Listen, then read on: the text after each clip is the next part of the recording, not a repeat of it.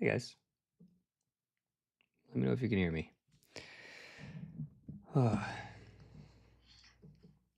So, I've been quite sick.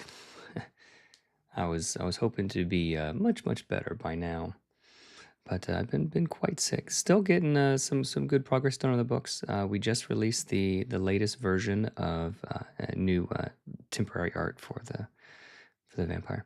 Just released the latest version of the gym guide.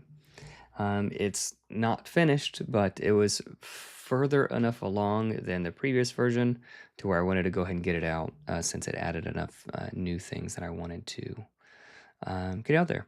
I did. I went ahead and deleted the license stuff that was there in all three books because I'm still thinking about it. I'm going between just releasing everything and just making everything open and just do whatever you want and just sort of trusting people to be cool. I might do that. Some people in the industry, some colleagues, fellow designers, they recommend going with the like an SRD, like everything in this document you can use, everything that's not in there you can't use, like some that. So it has the benefit of being more specific and very clear without just sort of giving everything away. So that's something that I'm thinking about. I'd like it to be more open than not, but I do have some concerns about people just copying and pasting just everything in all the books and just putting up online everything for free. People could do that already anyway. Um, so I don't know. So the license stuff is something I'm actively thinking on and working on. And I know a lot of people have had a lot of feedback on that. So we've got that done. I went through the gym guide today, updated all of the feet and things, or most of the measurements to spaces where it matters, because we're using more abstract spaces now rather than feet, and it can be 5-foot squares or meter spaces or whatever. You could do that too. So tonight, what I wanted to do, since I've been so sick, I had a really good nap today. So I hopefully won't be too tired tonight. I should be able to work pretty well tonight. So a bunch of the people on the Nimble Discord channel or server, and if you want to find it, if you go to nimblerpg.com and just click Discord, it'll take you to the Discord thing. I think we've got like 1,000, 2,000. Yeah, we got like 2,000 people in there. So some really good people have been. Pretty much everybody's been fantastic, giving some fantastic feedback. What they've done? Oh, I forgot what I was talking about. What they've done is there's just like probably tens of thousands of comments and feedbacks and questions and that kind of thing. And a few of them have taken it upon themselves to organize it for me in a way that we can sort of check off and make sense of everything. So going through that document tonight, and if there's any questions, we'll get into those as well. If you guys want to chat any questions, we'll be getting into that. George Straighton, hey George, hope you feel better soon. I was sick last week and it's not fun. Yeah. So I was sick for like a week, and then my wife got sick for like 2 days, and now she's feeling better. So I'm happy for her, but I wish I could get some of that, some of that immune system. Appreciate you taking the time to figure it out. Yeah. Yep, great folks in Discord. Okay, so if there's not any immediate questions, I guess I'm just gonna start at the top of the document and work our way down. Blindsight is used only once in all three books and lacks an explanation of what it does. I think the core rules we did add in the glossary do have Blindsight X. You could sense creatures and obstacles normally within X spaces.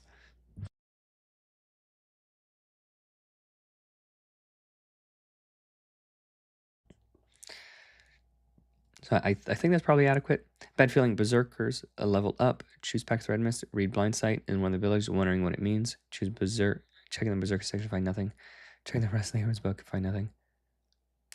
Okay, would be easier if Savage Awareness describes what it did and said, let's check. Let's see if there's, so if there's, let's just copy that. I mean, if there's, yeah, so we definitely have space. We definitely have space. Oh, I think we already did that. You ignore the blind condition and see through darkness and invisibility within range. So yeah, we already did that. All right, so first one, easy check off. Easy check off. Student resilience, change. Yeah, so I think we still have, and I got a comment on that on YouTube as well. When you expend Fury Dice, whenever you expend Fury Dice to reduce damage, add the value of the die to the...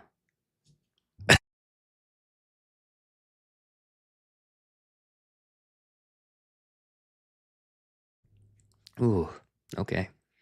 Add the value of die to the...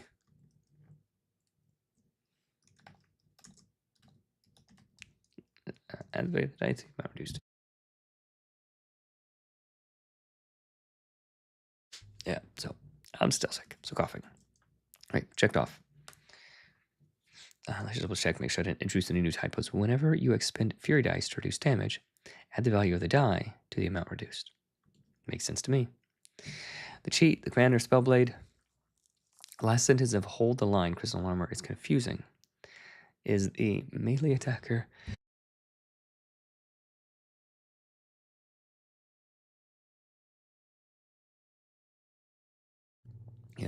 okay. Is the melee attacker an enemy or the resurrected ally? Okay. Go down to Spellblade. We'll check it out. So Spellblade, hold the line.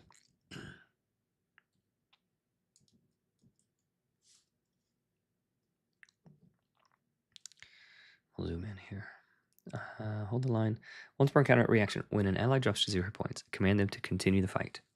Their HP is set to 3 times your level, and they also gain that many temp HP.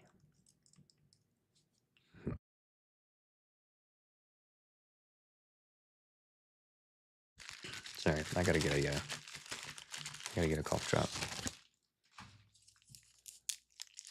Let's temp HP last.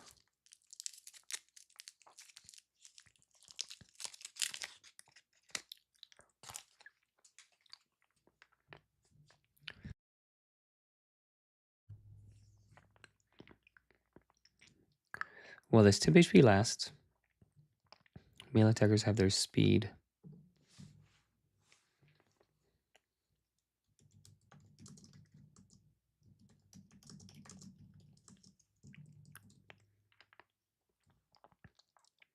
Well, this temp HP lasts. Enemies who attack that ally have their speed halved until the end of the next turn. Okay. Okay, let's scooch that over.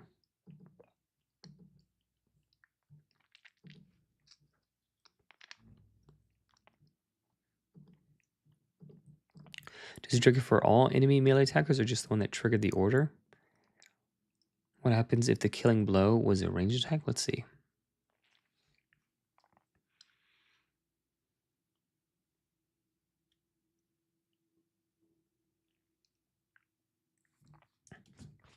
So as written, it would apply to enemies who attack that ally.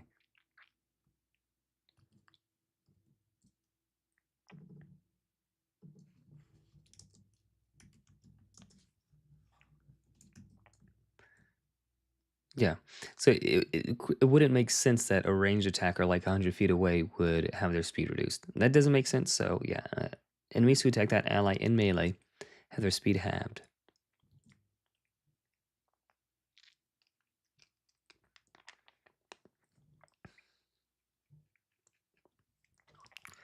For how long does the slowdown last?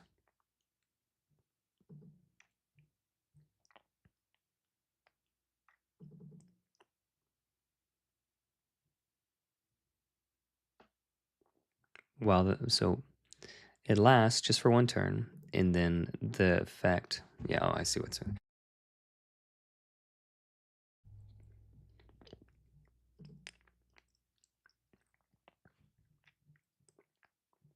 Hmm.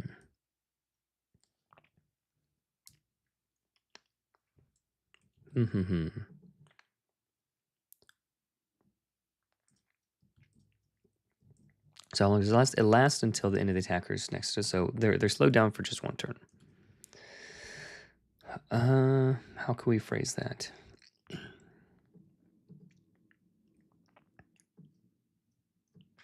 Enemies who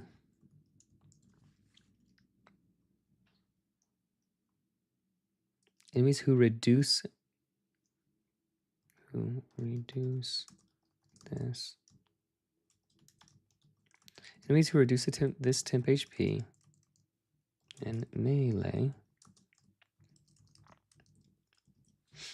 Is that more? It's more clear. It's a little bit awkward phrasing. Enemies who reduce this temp HP and melee have their speed halved until the end of the next turn. I think that's good. That's good. Greg M, good evening. Okay, so I think that's better. Whoever left these comments, let me know if that's not better. Spell blades can be too limited. I think this was. This is old. I think these are old comments that have already been adjusted. Reposition.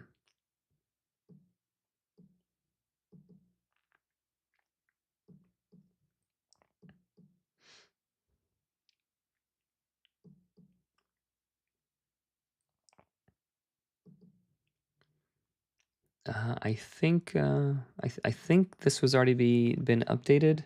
If anybody wants to ping Bruno and double check, but I'm pretty sure this one was updated. Reposition. Let's see where they were. Action or reaction on an ally's turn.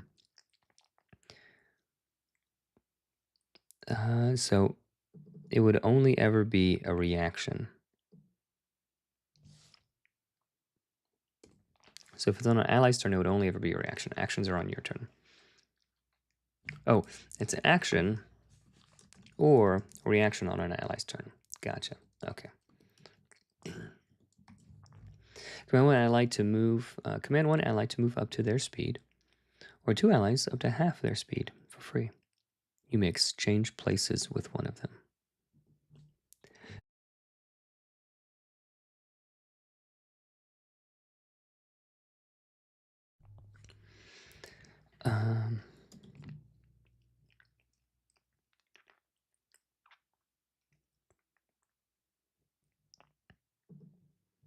Let's see. I think there was. I'm just going to pull up one of the previous versions. See what it said in the older version.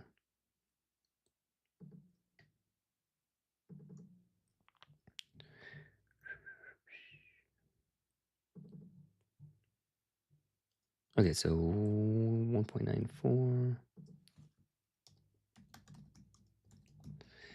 Beta 1.8. Let's look at here's beta 1.8. Pretty sure that was the older version. So it used to be then one ally who can. Okay, yeah.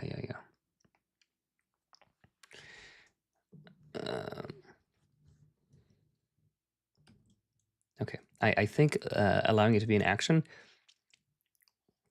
or a reaction and then a teleport is cool enough. Hey, Edward. We sort of just started. Hold the line reads oddly to me.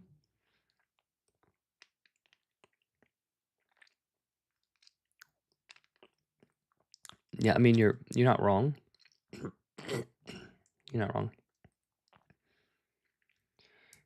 Hey, Maia. Good to see you. If anybody has, so I'm going to copy and paste this text and put it in chat.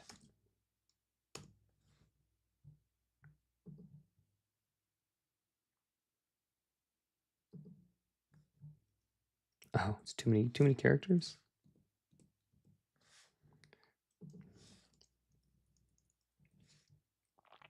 Copy and paste it, put it in chat. If anybody has any suggestions about that, we come back to that.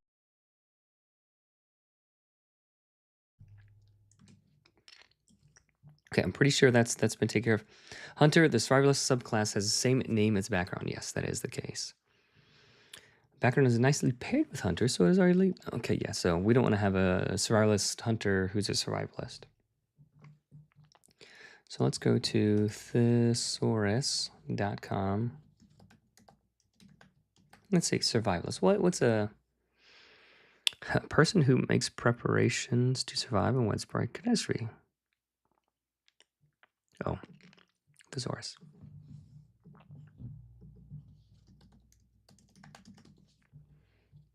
Okay, well, there's... All right, let's just see if we can think of a cool word. Thesauruses are sometimes not super helpful. Okay, so let's go to Hunter. Let's go up to Hunter.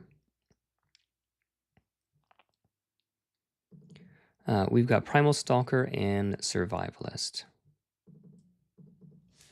What if it was something like Wildsman? Like, that sounds pretty cool. Like a Wildsman Hunter.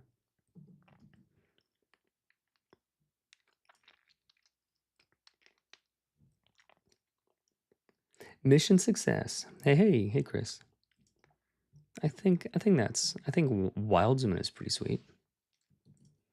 And then we have to change if anybody has any other ideas, or if anybody hates Wildsman, then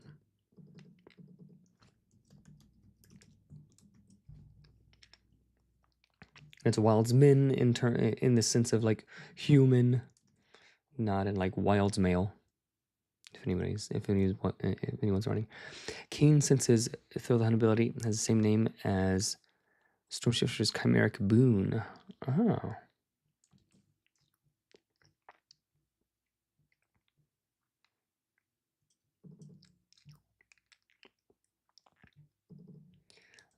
So maybe it could be like trained.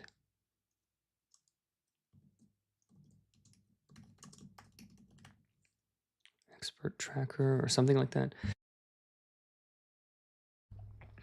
So it's not make an assess check for free with advantage. Ooh, that's pretty good. That's pretty good.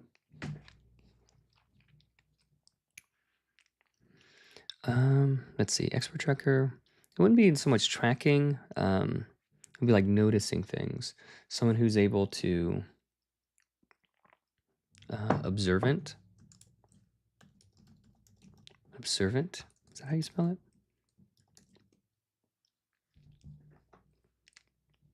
Yeah.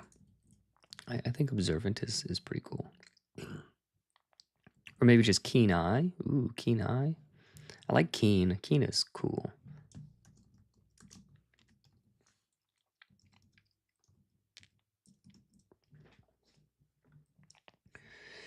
Greg M, my rewording would be they gain 3 extra level in HP. Additionally, they gain that many temp HP. Enemies who reduce this temporary HP have their move.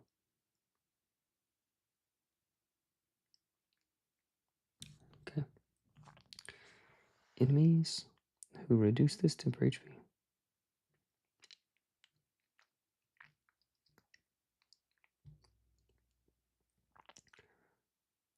Yeah.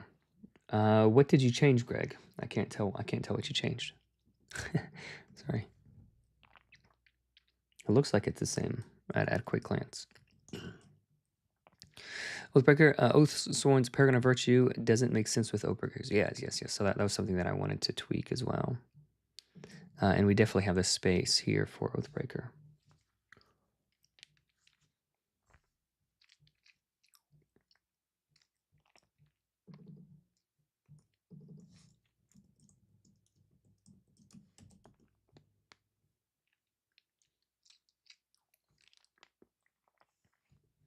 Edward De Silva, hey, I love your work you're doing. Is there any plans to get a digital care sheet?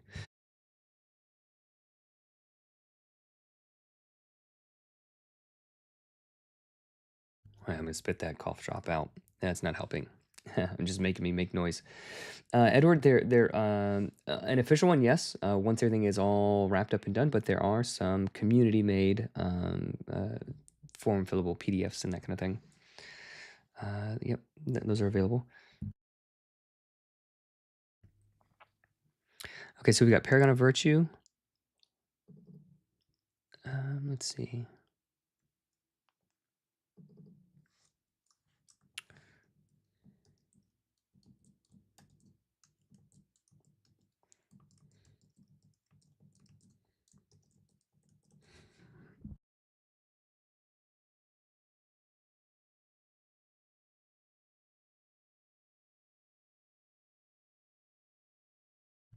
Yeah, can't quit coughing. Set 2 to gain. Okay, yeah. Let's come back to that in just 1 sec.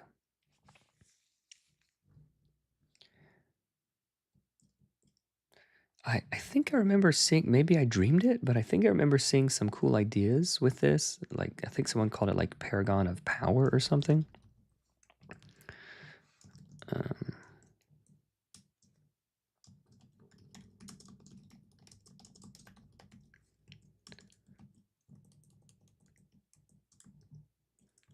Am I crazy? Did someone say that in the Discord?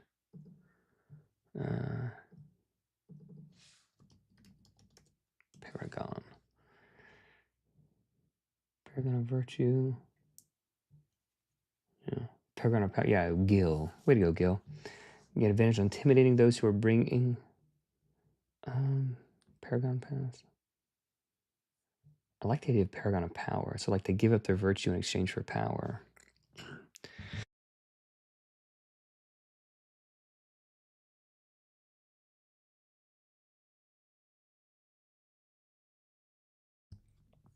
This is the cough stream, everybody.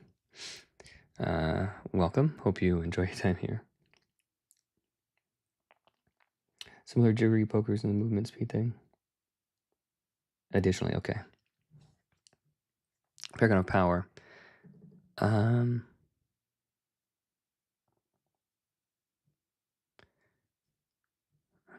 on.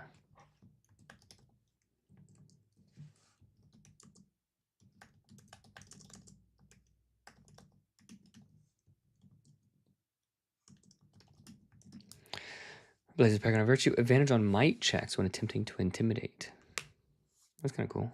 Paragon of Power. Kind of like that. I love the art at the top of the page here for Oathbreaker. Yeah. Thankfully, you can't get sick through YouTube, so that's good. Let's just go back to Spellblade. So hold the line. So they gain. They gain.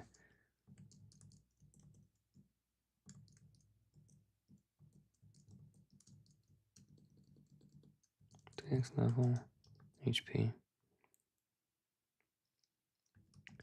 They gain 3 times level hit points. What software am I using? This is InDesign. If you're asking what this thing is currently, this is InDesign. Additionally, okay. Additionally is fine. Additionally, they gain 3 level. Additionally, they gain that many temp HP. Enemies who reduce this temp HP in melee. How did you have it?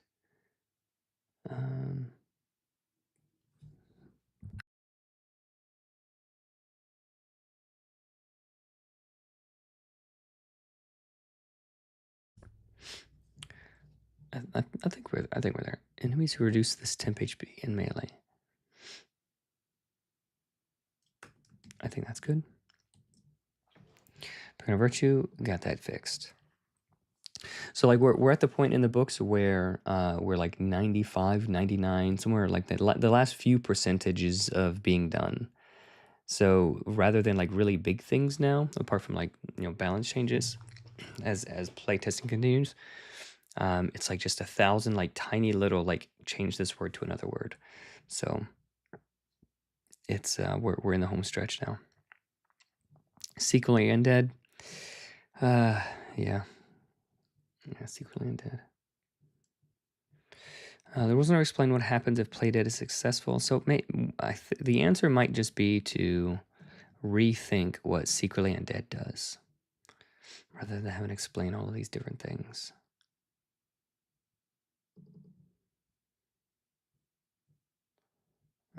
Secretly Undead.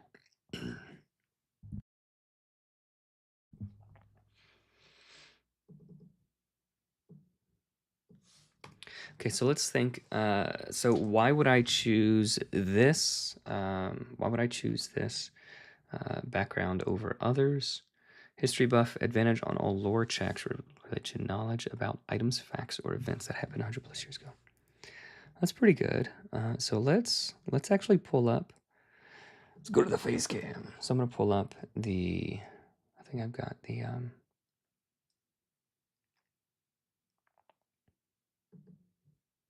I've got the feedback from the ancestry, races, and backgrounds and stuff. Feedback here. Let's go here. All right, so let's go to ancestries. So let's go to the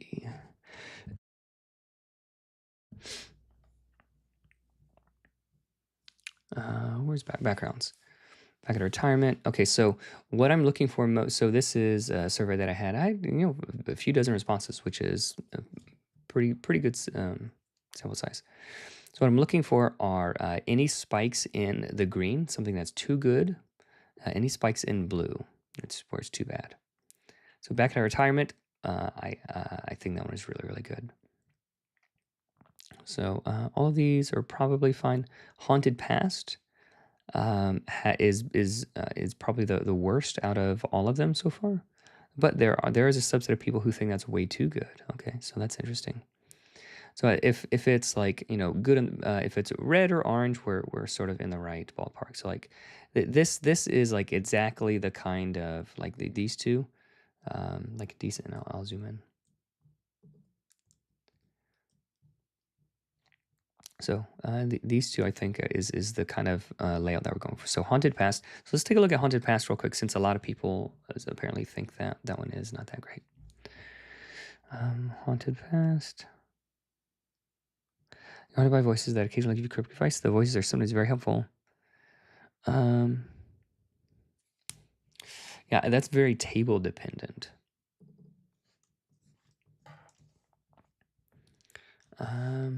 What if we added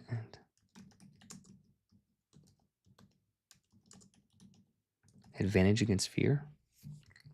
You're haunted, like you're used to this. That's kind of cool. That's kind of cool. Okay, so I think just a little bit that'll make it like from bad mediocre to like good in the right situation, good at the right table, that kind of thing. Wily underdog. That one's fine. Would have been around. Yeah, people really like that one. No, what I meant to say was, okay, so this one, no, what I meant to say is requires 0 or negative will. When you feel a will related check or skill check, you take 1 wound to reroll.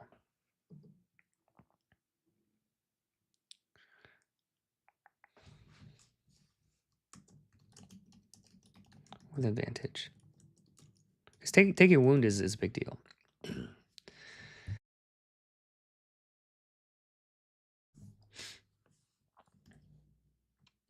There you go. Make that a little bit better. Let's see. Fey Touch. Fey Touch is one of my favorites. Fey Touch is definitely one of my favorites. Where is it? Where is it? Fey Touch. Take half damage from magical effects, double from weapons made of metal. Home at the Sea. Everybody thinks that is good in the right campaign. Yeah. Secretly Undead. Yeah, so that has the highest green, like where it's too good. Okay, so Secretly Undead has the highest at that. So if we just swap that out, so without that, so unnatural resilience, you are immune to disease, do not need to eat, drink, or breathe.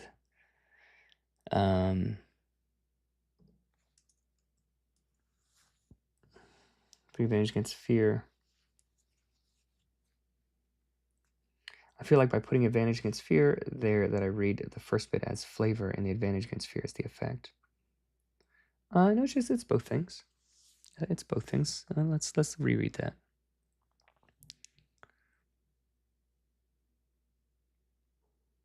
Haunted by voices that occasionally give you cryptic advice. Voices sometimes are helpful, other times they only want to see you suffer. I think it's both things. So like this can be thrown by a larger ally really far. Like what that means is up to depends on the situation. Half damage from falling before its movement. I think that's probably okay. Secretly undead, I think it needs just a little bit more. Okay, if we think about like an undead creature, what was that? What was that one game? Undead World of Warcraft. So let's see what undead gets. Racial traits. Consume nearby corpse to recover health and mana. That's kind of gross. Reduces shadow damage taken, so reduce necrotic damage. Touches the grave. Attacks and damaging spells have a chance to drain the target. Okay. Removes charm, fear, and sleep effects. Yeah, those are fine. Those are fine. So pumped for this. Hey, roll around, find out. I like that name. That's cool. Glad you could make it. What was that? Was it like Divinity? Divinity 2? Undead? Yeah, Original Sin. Undead Dwarf. Play Dead. Okay, so I think that's where we got. I think when we initially were cooking on this one, this is where we got it initially. Play Dead is such a cool one, but it has been creating some issues with people.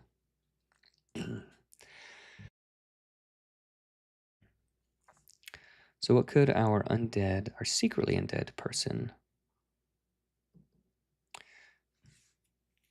What if they could like detach limbs or something?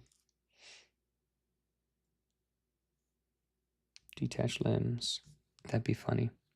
Well, let's keep thinking on that one as we go to some of these other things. I'll make a note. Detach limbs? Question mark. Greg M, do the voices come from inside the character's head? Are they, as in they're just inside the... So it's up to, it's basically like you can talk to the GM in ways that other players cannot regarding additional information that you should not have access to. And the bit about sometimes it's right, sometimes it's wrong is just so that the GM doesn't have to feel like they have to be super duper careful with everything they say, right? So they hear the voices, like everybody else would hear them at the table as well if the GM's talking, but that's sort of the idea. But if different tables wanted to play it differently, they certainly could.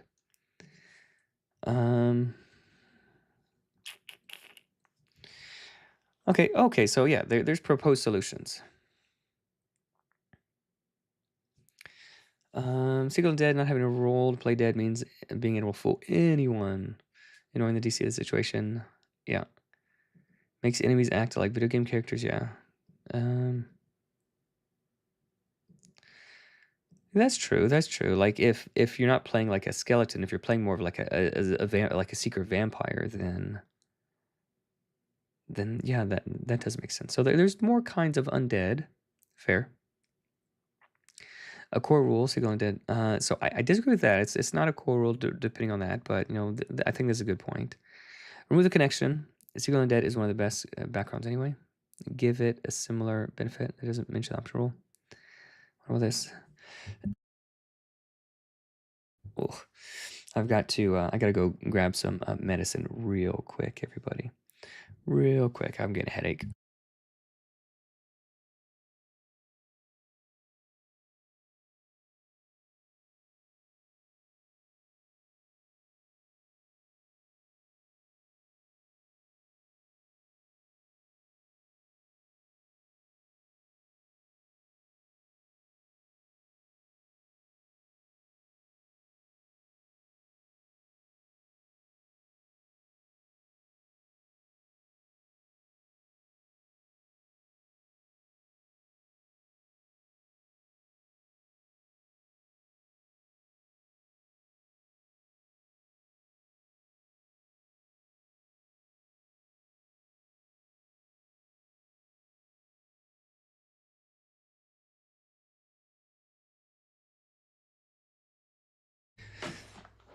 got a headache from coughing so much.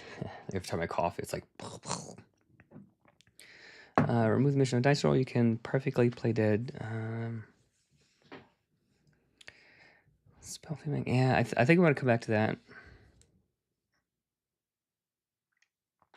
I think I'm gonna come back to that. Spell feedback. So we looked at that a lot last time. I'm gonna come back to it in a bit.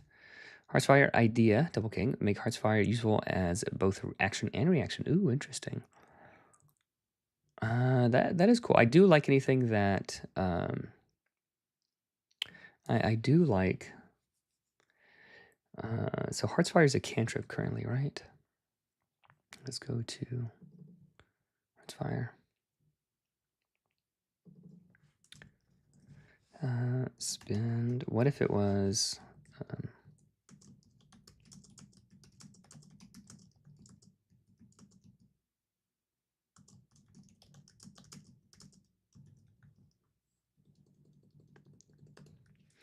What if it was spend 1 mana to cast this as a reaction? That'd be pretty cool. Like someone just needs one more action and you didn't have the forethought to do it ahead of time. Bam, spend 1 mana to do that. That's kind of cool. It is still limited by range. And it gets better as you level up, but I think that's pretty cool. And then it mentions something about the commander. Does the commander do? Feels very good for Spellblade Commander. Encourage, yeah. So I do like anything that encourages interactions and teamwork and stuff. Does the Spellblade Commander get that?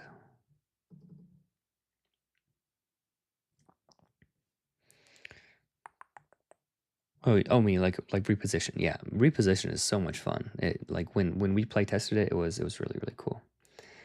Okay, so let's keep going. Good idea, Double King. Variation of the scrying. So I'm gonna go ahead and check this off since I've got that document open here already. So I'll close it out once I get it. What is this? Okay, there's that. Variation of the scrying utility. Less confusing and can enhance the story. Requires a belonging of a creature. You touch pull water, create ice image.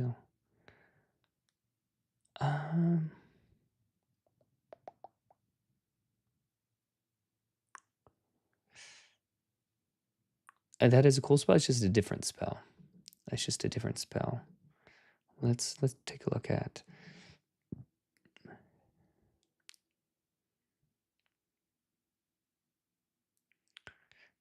I kind of like this in that like here it's open and like you can sort of use it to scout down this river or you can use it to do like different things. Like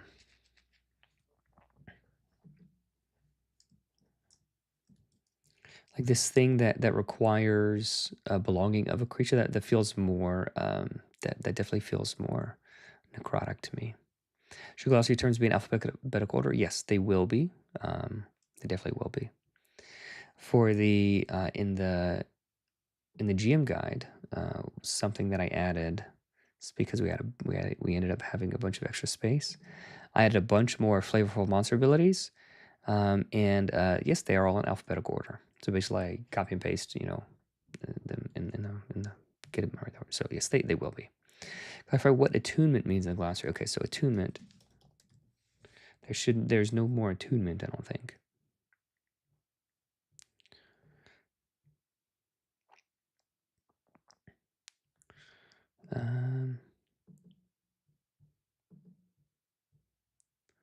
Let's go to all documents. So there shouldn't be any attunement.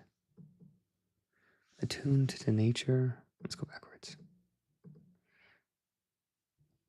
Okay, so that's just like narrative attunement here. Okay, so we do have some more mentions of attunement. Look at all those abilities. Yeah, lots of extra abilities, Edward.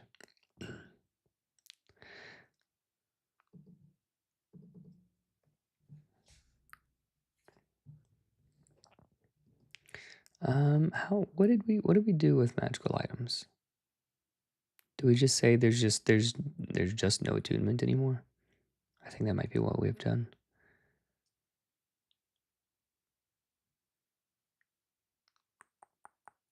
Oh, and the same artist, by the way, who's been doing a lot of the item art. I've got him working on updates to the map. Um, so the map is starting to look a lot better. And he's actually using art, like you see the Shadow Blight. He's using art from the book to like, and like there's the fairy tree and like the actual thing in the windmill. So he's using like actual art and stuff from the book um, to draw. I don't know. I can't think of the. My brain is clogged with boogers. So attunement. Yeah, let's go ahead and take care of that now. So how should we describe attunement?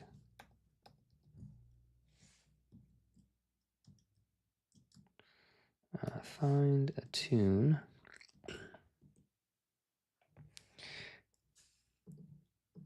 Okay, so we can just say until the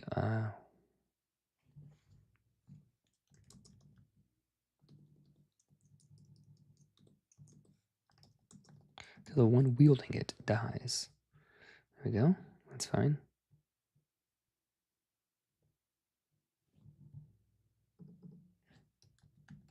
While holding this item, that's fine. Fine. Next, Gem of Escape. The next gems are crafted in pairs, and you can have any number of creatures.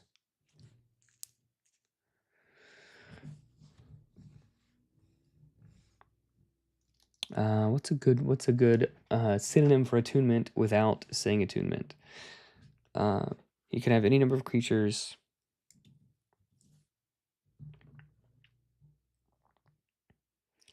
Maps look better. Yeah. Thanks. Any number of creatures synchronized to it.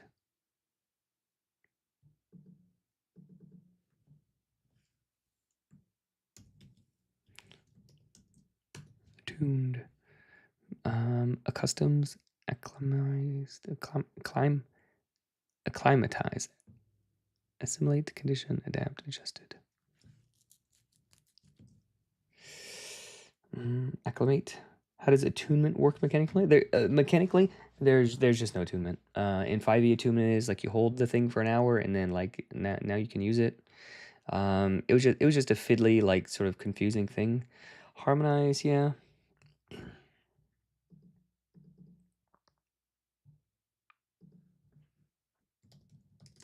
All right, so you can these master streams are always crafted in pairs and can have any number of willing creatures attuned.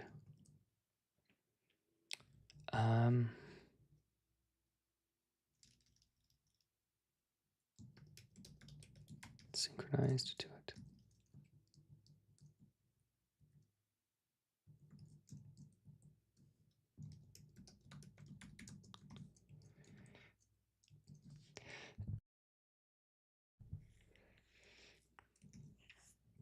Synchronized? I don't know if synchronized is a good. Perhaps there doesn't need to be an attunement replacing keyword. Rather than the phrase could just depend on the context. Yeah. I'm just trying to. How can we phrase this? Bound. Ooh, bound to it. Yeah, bound. In sync. Bye.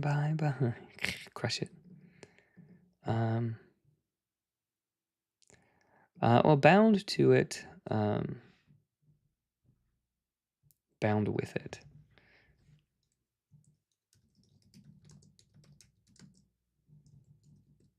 Bound to it.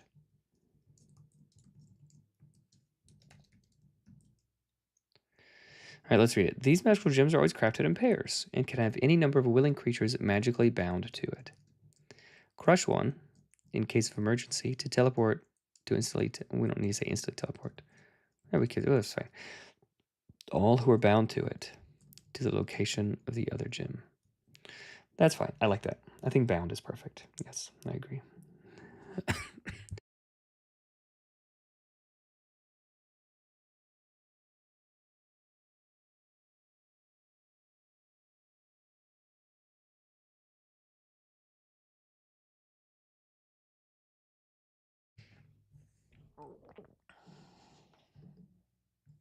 Okay. Attune.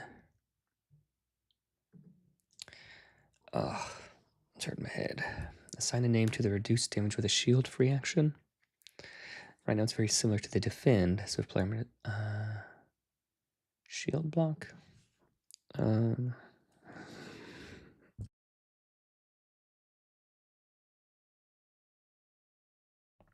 Yeah, it is frequently helpful to give a name to things.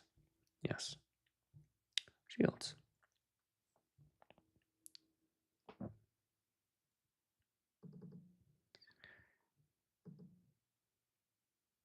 Deflect.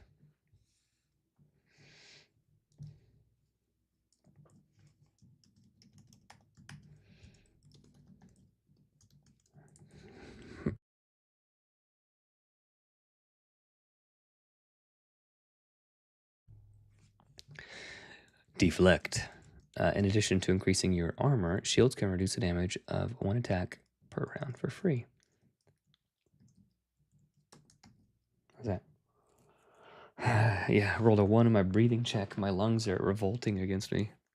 You know how when you cough, it's supposed to like you get the tickle in your throat, and like the cough is supposed to like scratch the tickle or dislodge whatever it is. It's not happening. It's just the cough. No benefit, only drawback.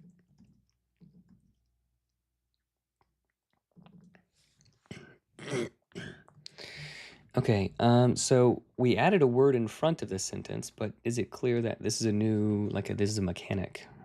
Shields, in addition to increasing your armor, shields have a special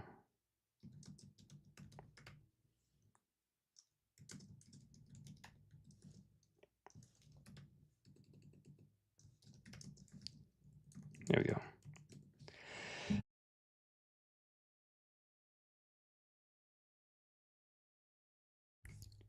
In addition to increasing armor, shields have a special property, deflect. They reduce the damage of one attack per round for free by an amount equal to the armor they grant.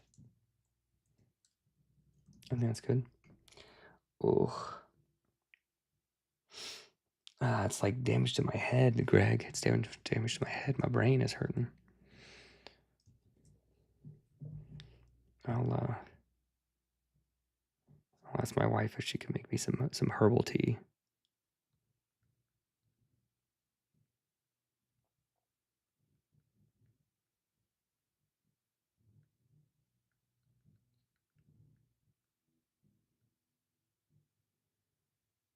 Okay, we'll see. We'll see if she comes through for us.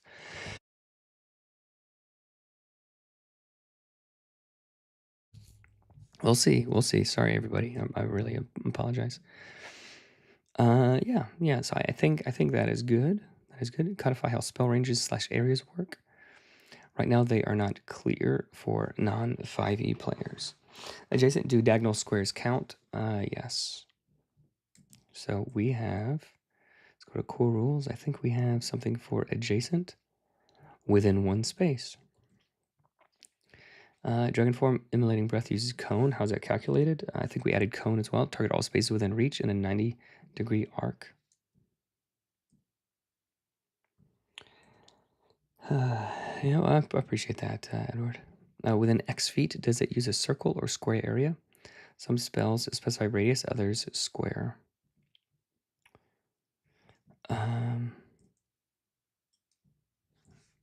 I guess it depends on if you're using squares or hexes or whatever.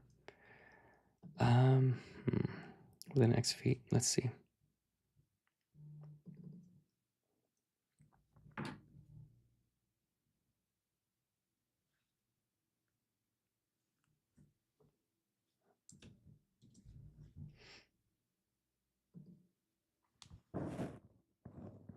That's what my wife sent me. She's making me an herbal tea. She loves tea. I don't. I quite famously hate tea.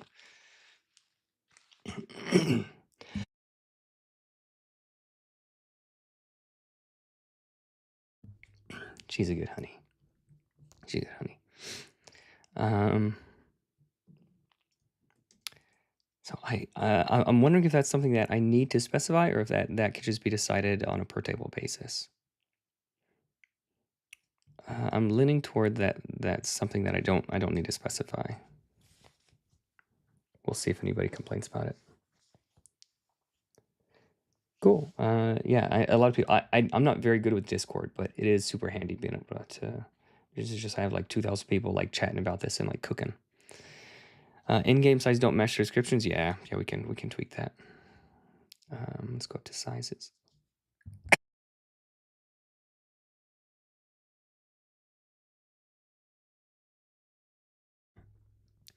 So tiny.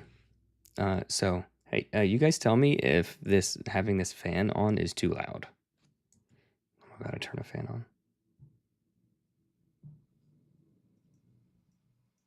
Can you guys hear that? Just get a little bit hot coughing this much. Tiny. It can be carried in a typical pocket. Many can comfortably fit in one space. Small can be carried in a backpack. Can't hear it? That's fine? Okay. Medium is the average human size. Large is roughly the size of a bear or owl bear. Huge is roughly the size of a house.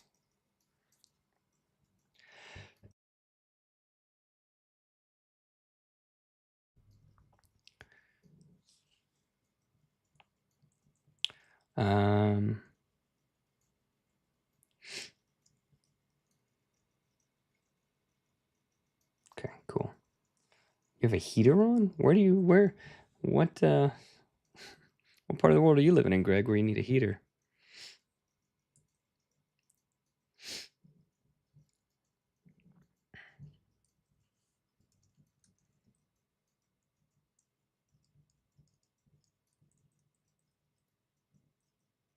Gargantuan.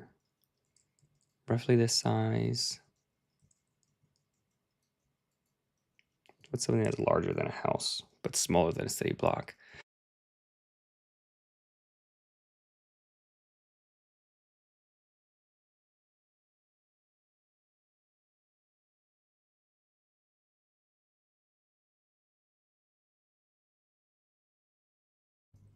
Gotcha. Yeah, we got one of those.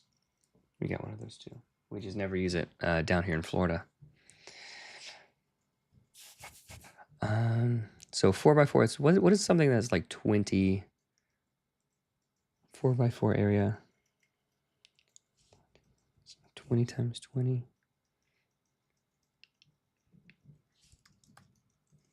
400 square feet.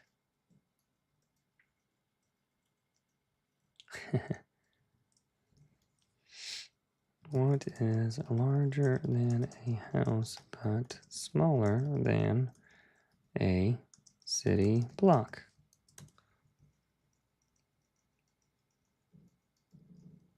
Let's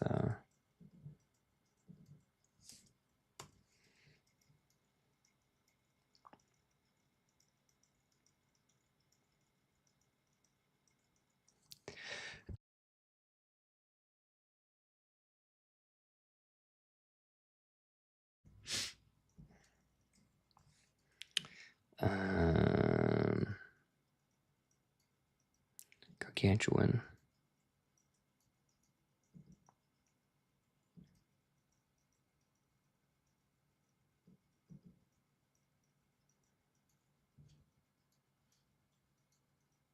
I don't know, guys. My creativity is perfect question. Right? Yeah.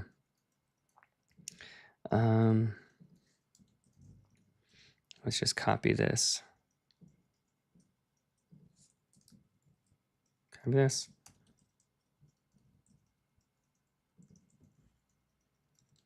What could we say instead of city block? Seems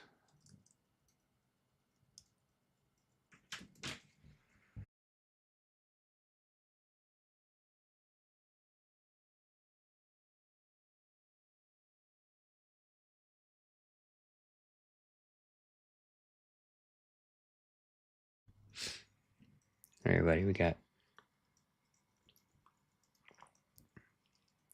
Oh, that's good. All right, so let's see if Monster that thinks the party. Yeah, gargantuan, big enough to eat you.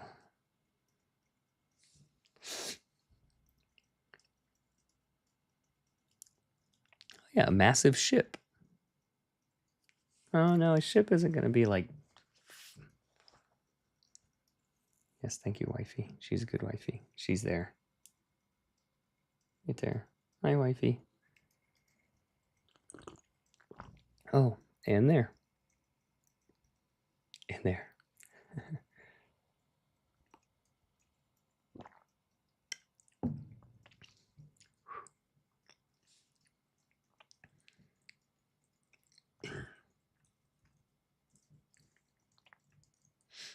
Can be the size. Can be.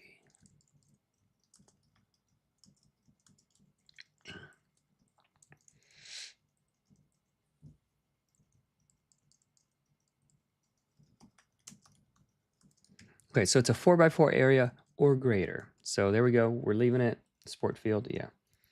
That's I think that's good enough. I spent enough time on thinking about the sizes. I think most people were just getting bent at shape about those two.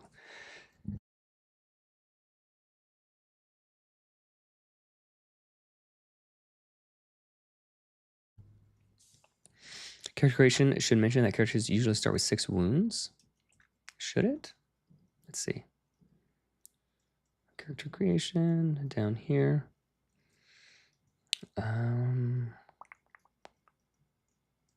Secondary stats, inventory slots, equipment, and money. So it'd probably be a secondary stat.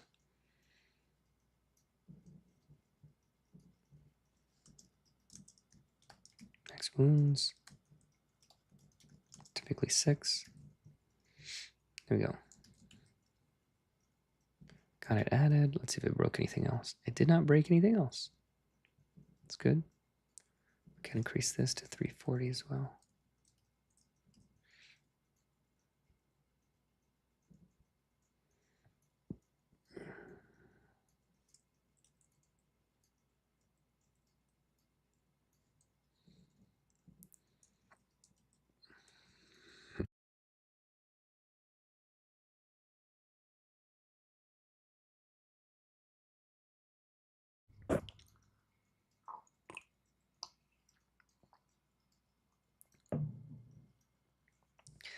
Ammo should be listed in MISC adventure equipment. Yes, it should. It should.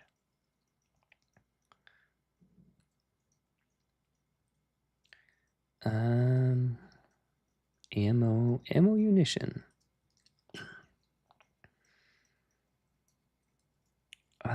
Should it? I mean, I don't really care to track ammo. Right on the inventory section, page 19 mentions ammo, quiver of arrows, taking up 1 inventory slot. That's true. That is true.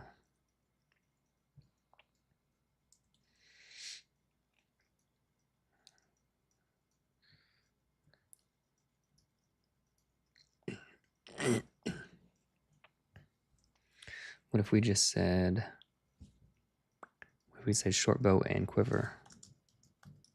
Short bow and quiver. I don't feel like that's like short bow and the string that goes with the bow, Is it one of those types of situations? I mean, I guess it's easy enough to just add quiver down here.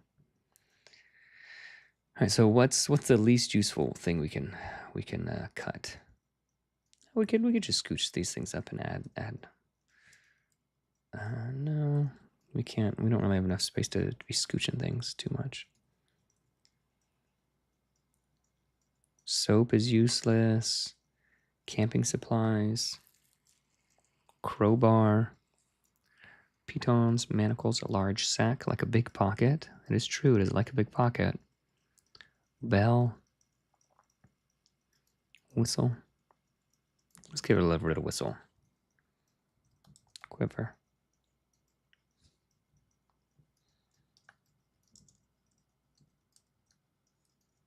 Holds ammo.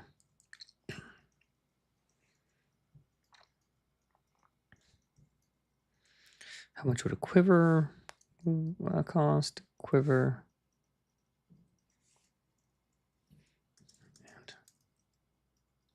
quiver and ammo.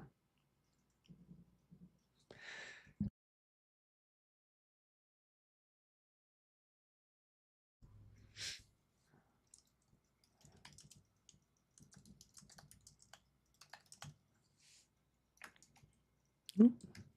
Don't leave home without it. Yeah, quiver with ammo, 10 gold pieces. You can get your arrows back. Does a sling? The ammo for slings are just rocks. You can just stick them in your pocket. A sling and its ammo, like a sling, just balls up into like a little tiny little nothing space basically. Instead of having reach 5 on each melee weapon, just mention that unless otherwise stated, melee weapons have reach 5 feet. That's fine. But all like that also like it's not a bad idea to just have it. Otherwise, like the club mace just wouldn't have any properties, you know. Should movement be reduced too? Nimble characters can move way more than 5 counterparts.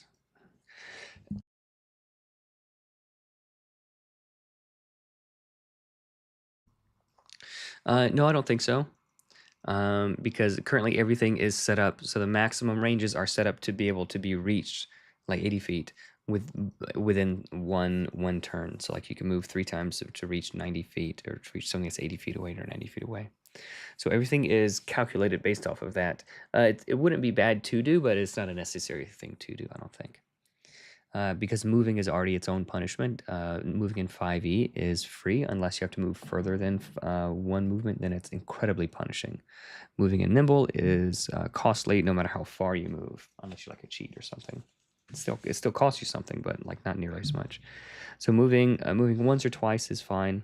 3 times is like, you know, you would really never do that.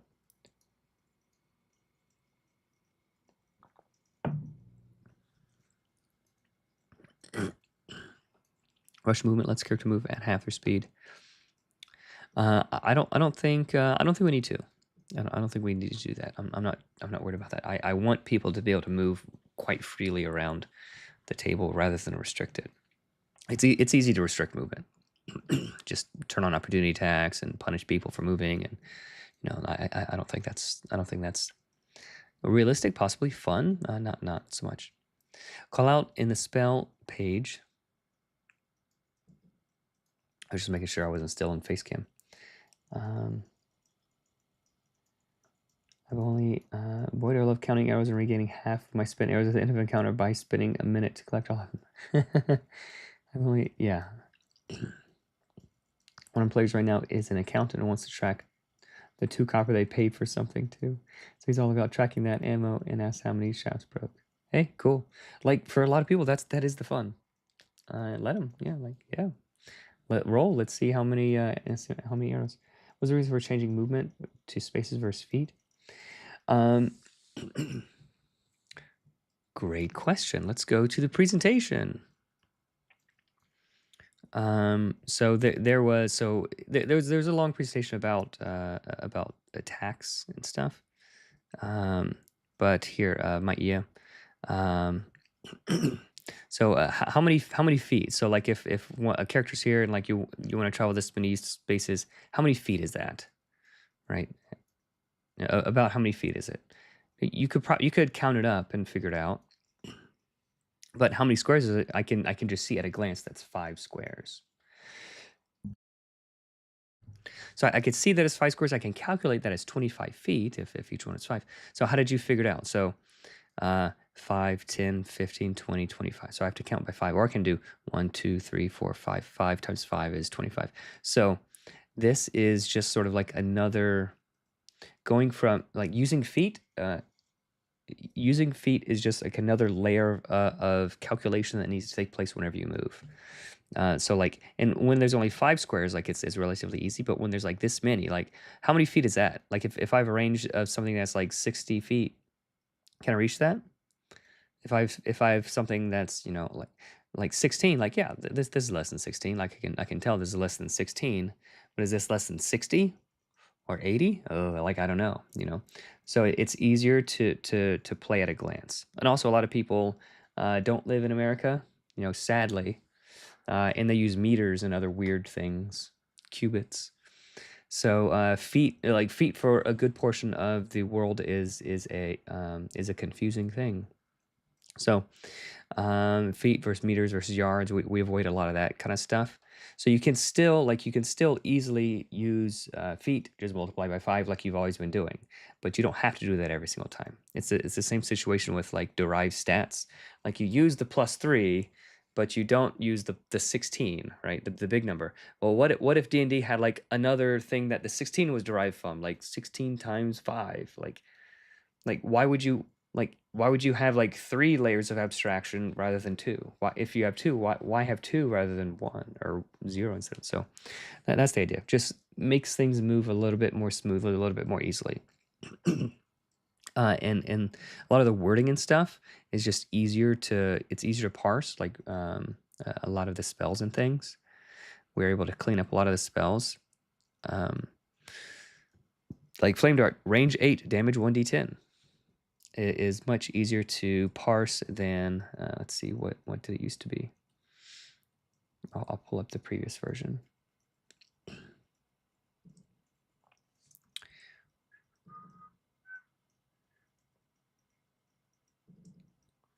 pull up the previous version. Go to fire spells. So previous version said, deal 1d10 damage to any target within 40 feet. Inflicts smoldering on crit. So like this is more of a stat block. I can just read it at a glance. Range 8, 1d10, right? This is more like a sentence. Like this is more of a complete thought that needs to be parsed out and understood as a whole, and then like pieced out to like make it make sense. This is range 8, damage 1d10 on crit, smoldering. Like it's just much easier. There's fewer words. It's easier to tell at a glance what's going on. Give an ally within 20 feet an extra action. Range 4. Give an ally within range an extra action. You know, and this one's longer because I added a little bit of an extra thing here, but it's easier to read and write and parse that way. Hope that helps.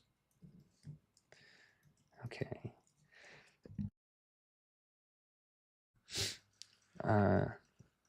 Square select spaces of feet versus meters of pick one. Yeah, so and when I presented it, everybody's like, yeah, let's go to spaces. Like everybody loved it. Nobody was married to feet over spaces. And it's so we're like, all right, well, let's do that. Because I was laying that way anyway. Call out on the spell page 43 to remind that the hero DC is yeah, that's fine.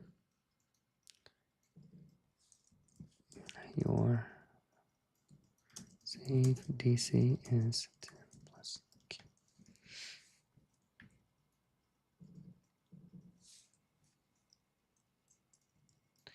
Oh, my head. Do not miss. And do not miss. Or crit. There we go.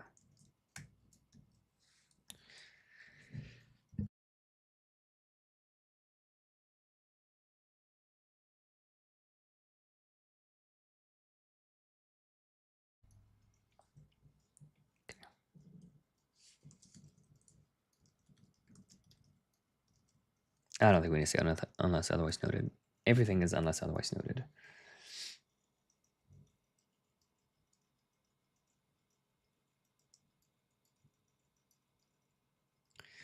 All right, so let's keep going. Got that. Cryo sleep. Yeah, let's fix that. Ooh, and I changed icy spikes to rime blades. I think that sounds a little bit cooler. Cryo sleep.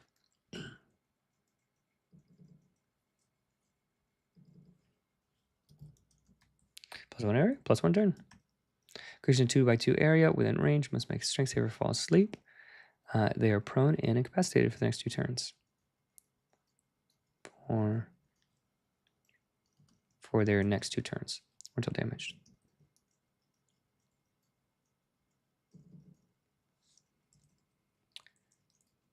For the next 2 turns, until damaged, or until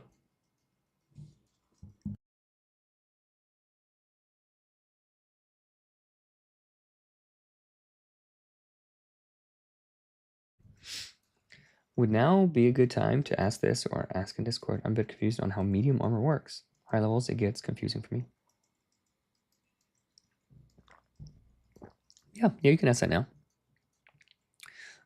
So let's say we're level 5 when we cast Flame Dart. All right, so we're level 5.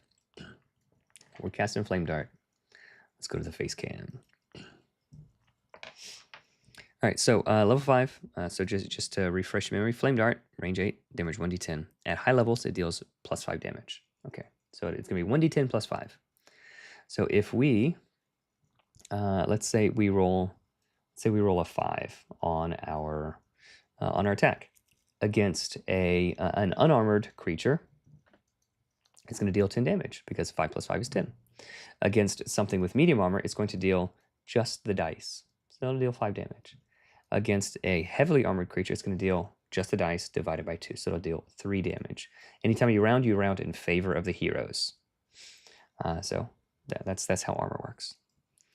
Unless, so if you roll a 10 on that bad boy, critical hits, ignore armor. So it's going to be 15, so 10 plus 5, and then you'd roll again. Let's see what it is. Ooh, 3. So you deal 18 damage on that attack. So medium armor is just the dice. And let's go up to here.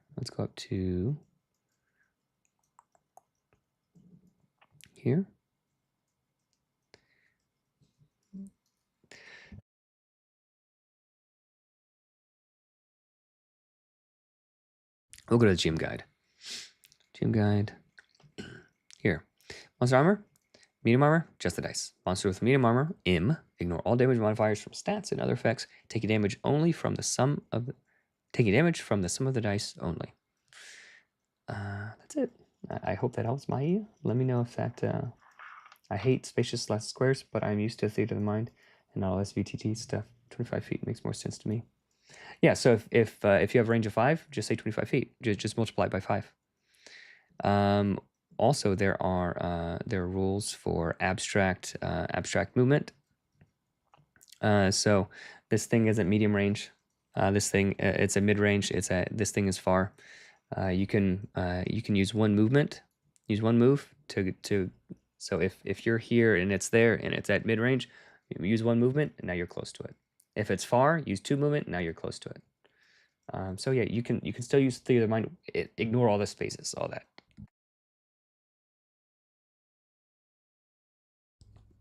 I gotta say this tea has not helped, but it is yummy. I think she just made me hot lemon water. So, round division in favor of the heroes. Codifying the books more. I believe it is. Yeah, rounding is the first FAQ. Whenever a number needs to be rounded, round in favor of the heroes. That's much easier than round up, round down, because do I round up the damage resistance or do I round down the damage taken? You know, so round up, round down, it can be a little bit confusing sometimes, depending on which perspective you're taking. Dual wielding different weapons is obsolete. Is it? Dual wielding a rapier, 2d4, and a dagger, 1d4. You'll roll 3d4 and the lowest. Dual wielding a rapier and a short sword, you roll 2d4 plus 1d6 and pick either. I think that is still needed, isn't it? Because no other time do you roll 2 different kinds of dice with advantage. So if you have d4 and d6, let's go back to the face cam. So if you have a d4 and you roll a 4, you have a d6 and you roll a 5, you would want to choose the lower of the 2 rather than the 5, right? Because it's the crit, and you'll roll at least one more, and maybe more than that. So I think we do need to say pick either the d6 or the leftmost d4, right? I think so, like letting people know that you can pick. So it's not just the higher of the 2. Level up, other adjustments, still mentions a bonus HP. Ah, good catch, good catch. Let's go to there.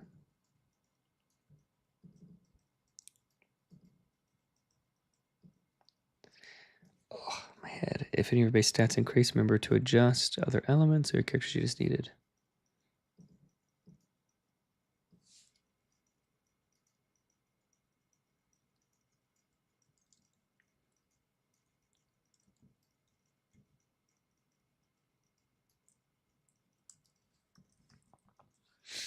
Okay, got that. Having two types of rest on the same name is confusing. Yeah, a lot of people are saying this. I don't know. Is that really confusing, or is this just like a little minor thing? Like a field rest. To pick before or after the roll is made.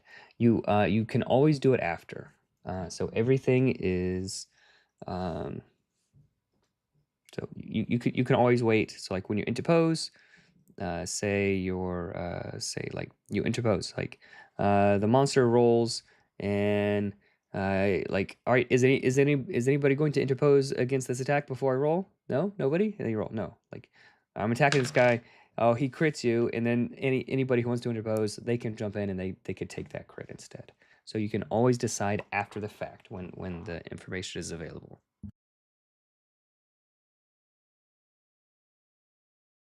Otherwise, it's like, oh, I interposed against this next attack. Oh, he missed.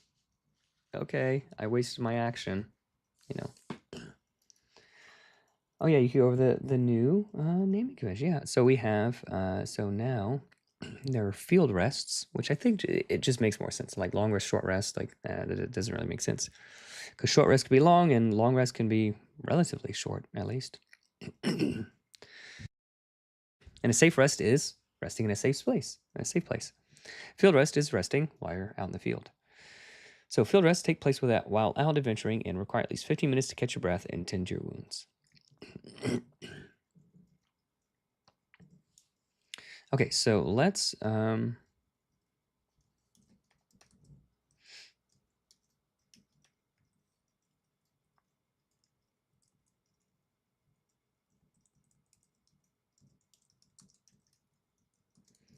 right, so let's field rests take place while out adventuring and can be used to regain hit points lost. Hit points. Regain hit points. There we go.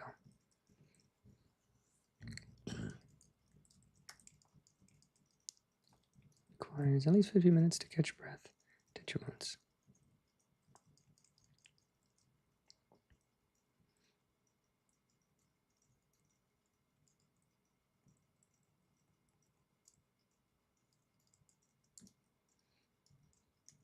Spend any number of hit dice.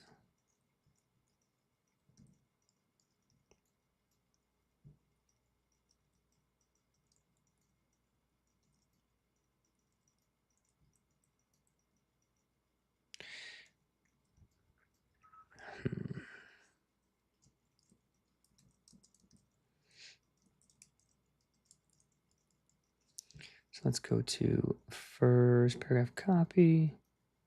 Go to second paragraph. Second paragraph. I hope this makes everybody happy.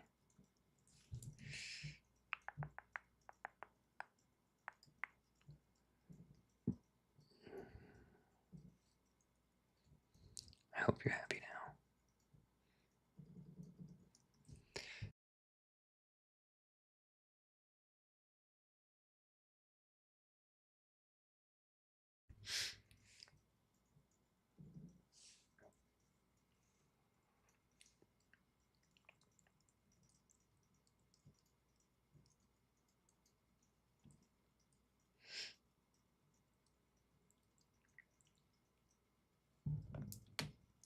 There we go.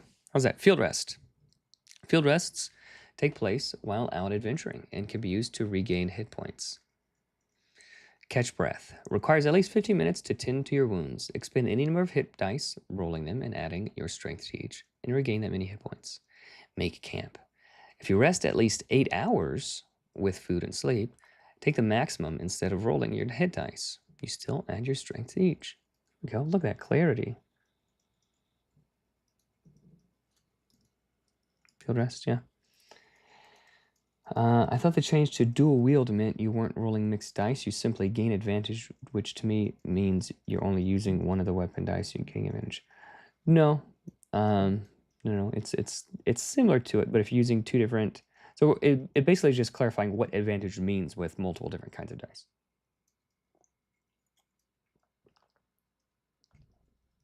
I like those names a lot.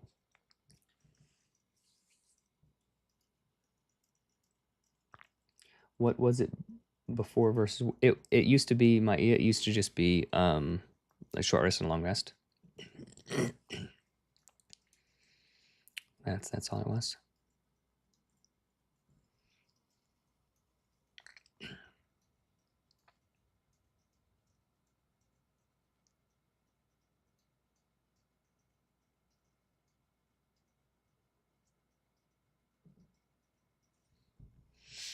All right, let's keep going. A halt, a camp, a sojourn.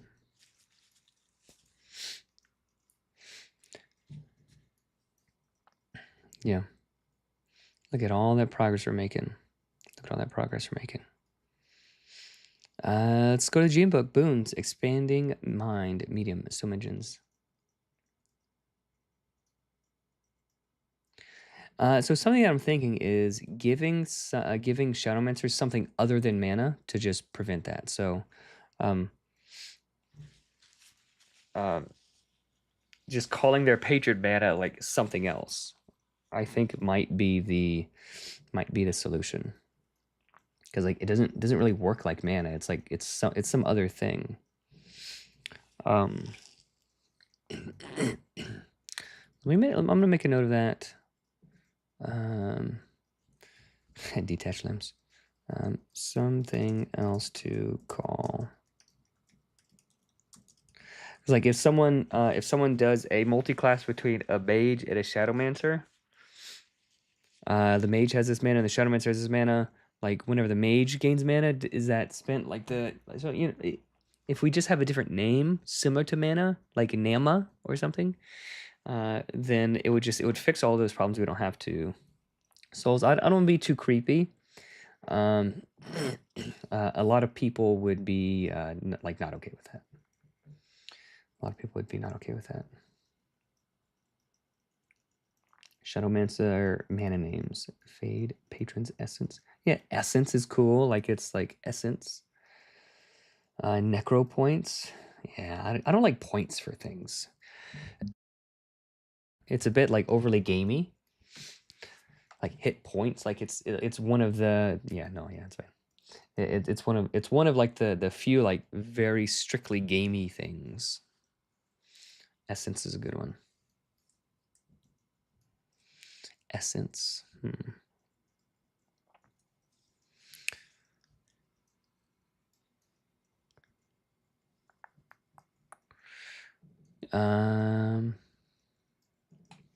Ooh, yeah. We could just swap mana in for essence. Grants you a portion of their own essence equal to your int to cast them. Expends one essence. Expends one portion. I don't know. Essence I like? You guys like it? I don't know. I'm wavering.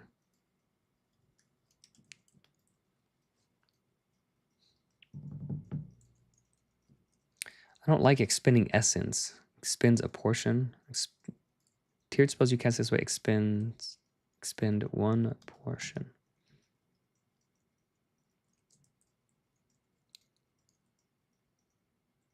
This recharges.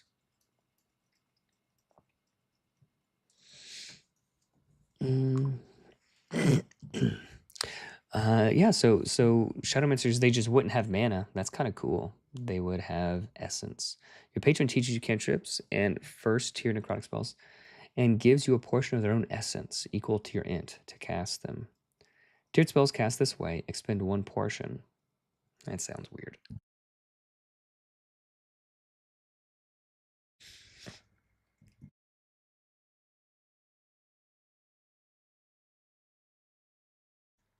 I think the change does need to be made. It's something I've been meaning to do for a long time. What we have is better. It's not final. I'm just going to make myself a note. I'll come up with something better later. But yeah, that is better. Let's go over to the GM guide. We'll go to the boons. And something that we have going on is we've got some space now that's been opening up. I think we're down to, we have space for like one more spread.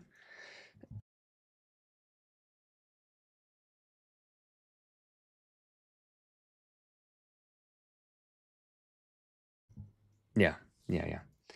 And not a number of essence, but an amount of essence. Yeah.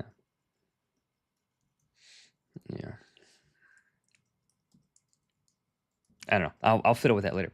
So we have so we got 2 pages that are just not in here right now that we can fit other things. It might just end up being art. We have a 3rd page here in the GM tools. I don't know that we need more GM tools, but maybe some cool art we could put there. We have space here next to boons. So that's 4 pages. And this art is going to be changed to the other thing, by the way, for people who are wondering. We have a little bit of space here, maybe just art there. And all of this is going to be cleaned up. I know between like here, this framework, like so at the end of the level 3 adventure, and oh no, I must have already cleaned it up. So got 4. So we've got an adventure cooking on this. This is one that JP Couvert is doing about bug druids. And then this one, Taryn is finishing up that one this week, I think.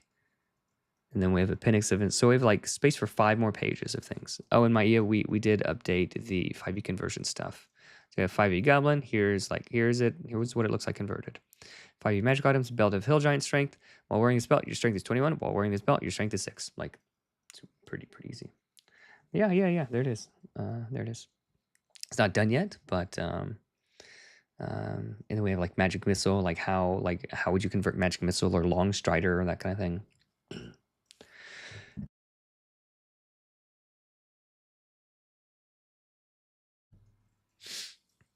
Yep.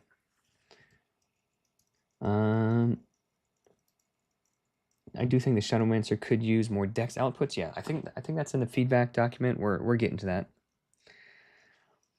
Something that came up in the Discord is classes that don't use a key stat very heavily on each Shadowmancer with dex, end up never choosing their less useful key stat during level up, and ends up with a key stat lower than their secondary stat. I think it's okay. So dex does give you more armor and initiative and like 2 or 3 skills. So it doesn't do nothing. But could the Shadowmancer have a little bit more? Yeah, probably. Could we balance it a little bit differently? Probably.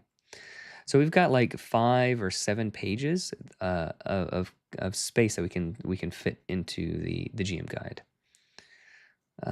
Let's go and check out. So what does Dex do for? So int controls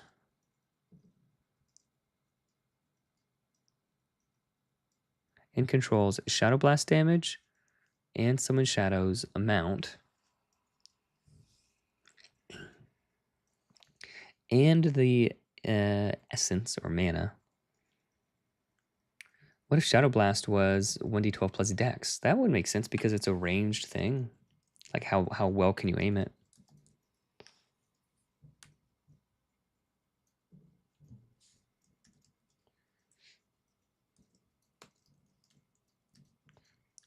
One d12 plus dex damage every 5 levels. I think that was the intent. Similar to Agonizing Blast. Glad to see JP and Nimble. Yeah, JP. He's a cool guy. I'm looking forward to getting my my Dragontown book, my finalized one. I've got like a print preview one, but looking forward to getting Dragontown. I got the box set though. I'm looking forward to get the box set. So changing Shadow Blast from int to dex, I think helps. Yeah, that makes more sense. That does make more sense. And also because I think the Reaver uses dex for its weapon as well. Yeah, 2d12 plus dex. Yep. That is a good. So I was thinking about doing that, but it just didn't make sense. But once I thought about it like a bow, like a ranged weapon, then it makes sense. Could any of these work? So could any of these be tied to Dex? Probably not. Probably not. I think that's fine. I think that's fine. Okay, so let's keep going. Let's keep cooking. Boons. Yeah. All right. So let's go back to boons. That's where we were.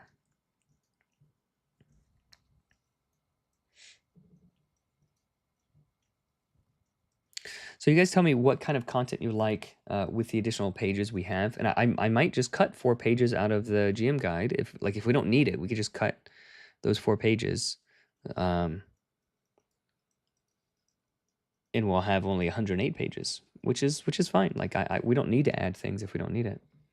But if there is additional content that we need, then we certainly could add it. Okay, boons. Boons that affect mana. We don't need you to any more note. Get out of here. Epic mana.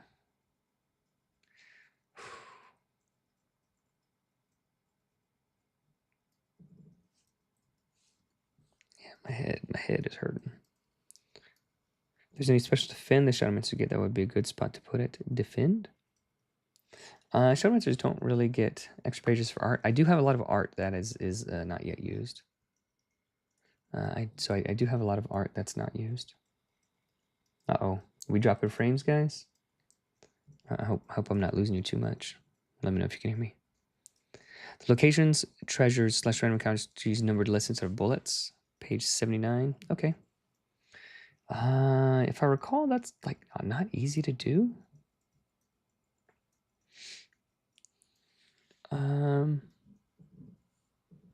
Legendary bullets. Let's duplicate that style. Legendary numbered numbers. Legendary numbers. Okay. Change legendary numbers. Edit legendary numbers. Bulletin numbering. List type. Numbers. Okay. Ooh. Yeah, I don't know why it does that.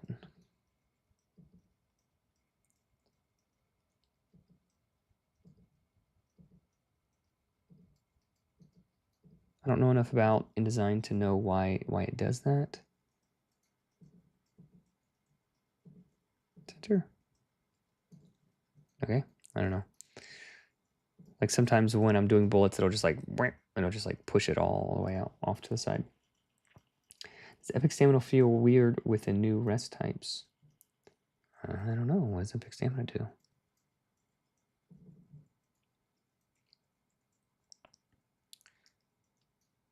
Rolling 4 or higher on a hit die heals 1 wound.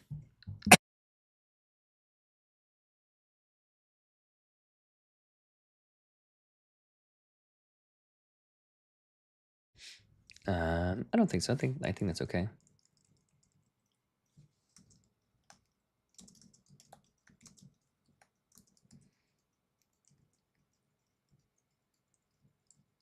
I think that's okay. Where were we? What were we looking at? Oh yeah, not that.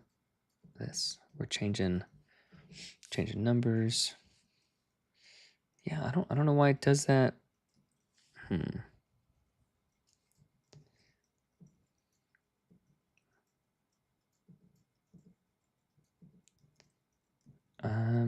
I might not want to be messing with all of this stuff if it's gonna be like going all wonky on me. Why is it doing that?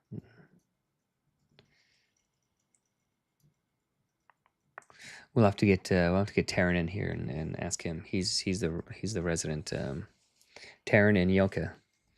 They are. My concern would be the person who takes it pushing over short rest. They can get a chance at actually rolling. Like by the time you're level 20, when you get epic boons, sort of all bets are off. So, healing wounds at level 20, you can heal wounds at level 20.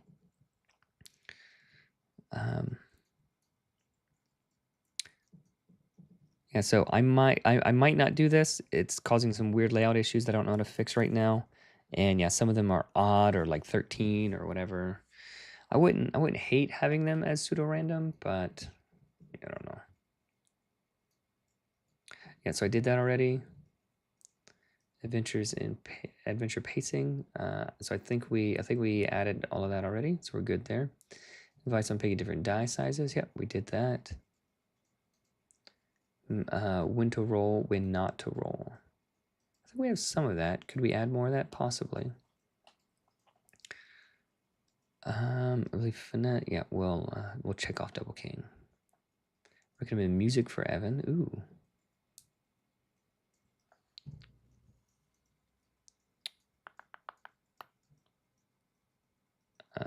Dungeon synth. All right, we'll check it out.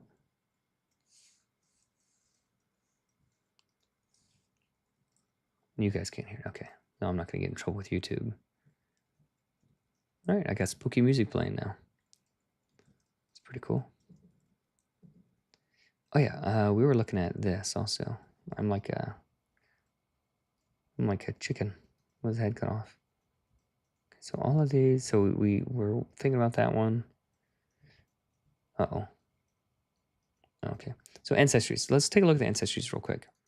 So human. Out of all of them, human and tiefling are the best. It looks like. Okay, that's fine. Turtle folk. Turtle folk was buffed. So turtle folk had 12 people rated as F, C, or D, like bad to mediocre. So turtle folk was boofed a bit to be, I think, +4 armor, which makes it like pretty good. Turtle folk is +4 armor, -2 speed. And then, so turtle folk, I think that makes that better. Minotaur is fine. Oozling was tweaked, I think. Increment your hit die 1 step. Yeah. That's pretty sweet. Planar being, I don't know what these guys are talking about. Planar being is busted. Stoatling, I think Stoatling is still the same. Yeah, Stoatling is pretty cool. And then Bun Bun, no, Bun Bun's good. Bun Bun is very good. Okay, so I'm happy with those. Let's take a look at these comments. Since people took time to, there's slight lack of normal sounding backgrounds. Let's start with ancestries. Halflings aren't reduced speed, but gnomes are. Yes, correct. Concern with oozlings, construct that reduced abilities. Yeah, so I think we did address that. I prefer breath weapon over the ability the Dragonborn currently possesses. Okay, I mean you can give yourself a breath weapon if you want. I think what's there now is better. Having attacks, so in a game, having an attack that replaces one of your existing things, it has to be like on par with your cantrips and spells and weapon attacks always for it to be useful. If it's ever better, you'll like use that. If it's ever not as good, then you'll never use it. Like so, but if it's a simple damage buff again on any of your attacks, then you have the flexibility to use it sort of whenever you want to. Goblin is S tier, bordering on broken and gridded combat. Goblin? I don't think it's S tier. Maybe let's read it. Let's read Goblin. Should you can move 2 spaces for free after you become the target of attack or negative effect. I mean, it's good. It's not broken. It's definitely not broken. Like the languages, I don't really get why we changed from recent ancestry. I'm not going back to that. I'm not relitigating that. I'm not a fan of anything that involves rerolling dice, right? Kobold rerolling and non-crit attack service. Positive influence. I mean, it could be that they're cute or like pitiful or small or like lots of different things. Orc just getting level 8 pre went down, and Minotaur just pushing are very lackluster.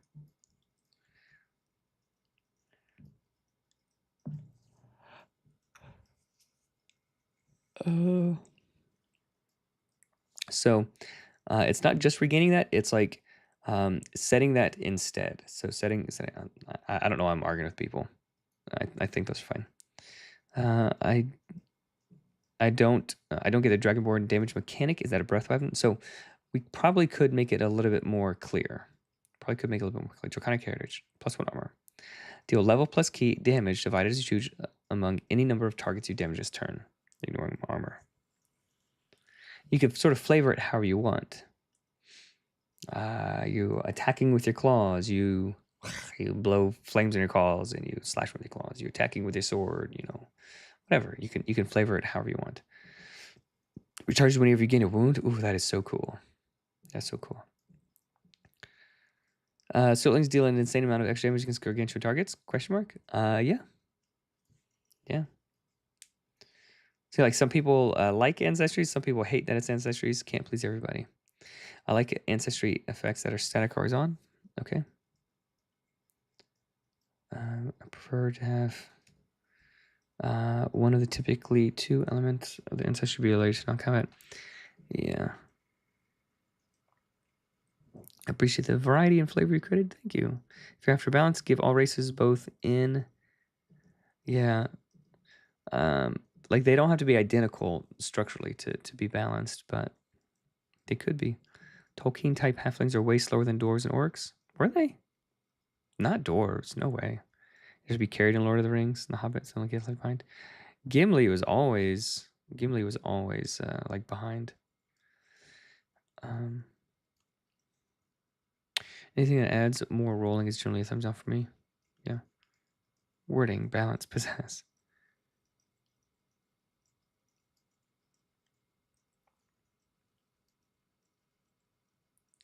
Ooh, yeah. Turtlefolk, instead of +3 armor, their shell counts as a +2 armor shield. That's cool. I'm afraid that would be too many. Like, and if they had a shield on top of that,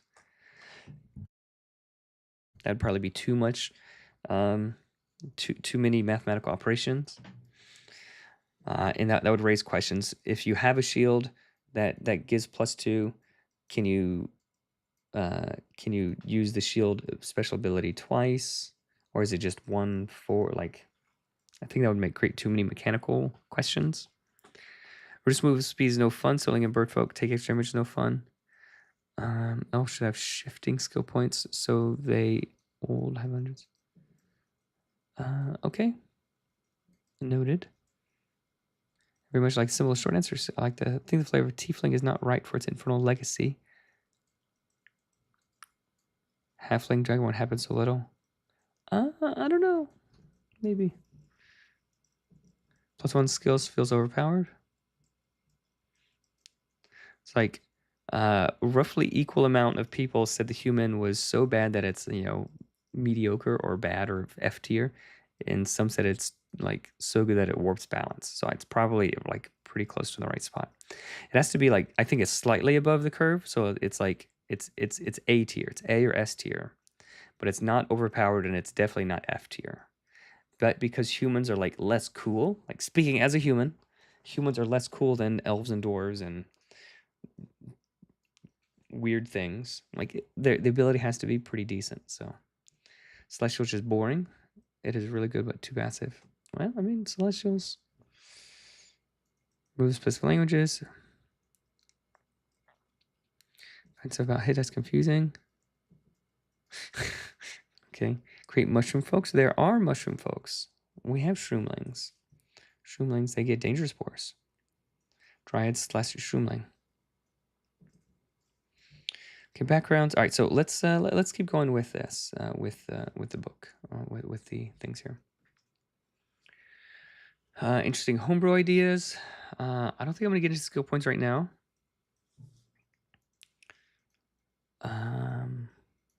Ooh, we got a longer list of people. I'll do that later. Oh, Edward, are we there? Have we done it? Have we done it, Edward? I think we've done it. I think we've done it.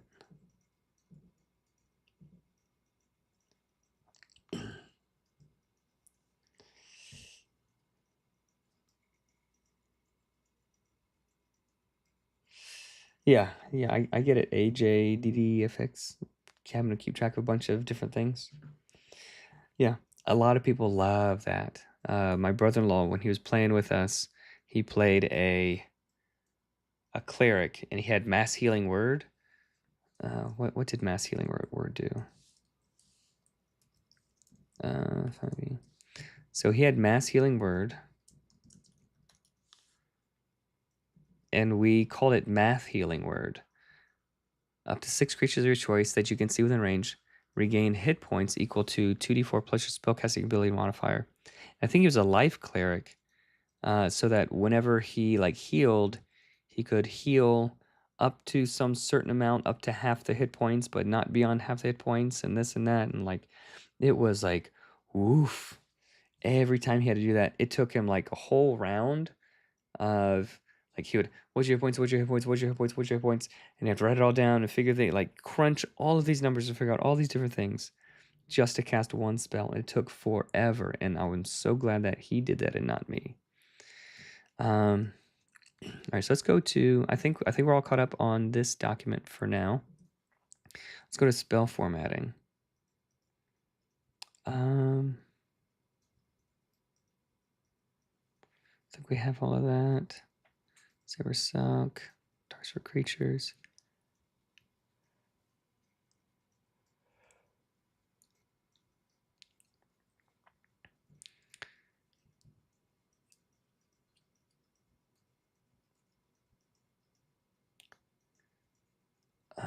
So let's go to the Discord. I think there was some newer feedback on the Discord thingy. Let's go to spells.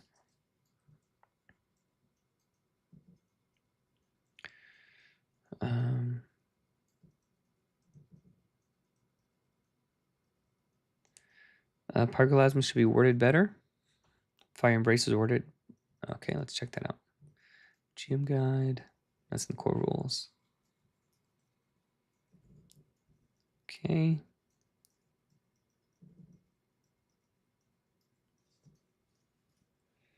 Others within reach make a dex save or take. Is that not clear?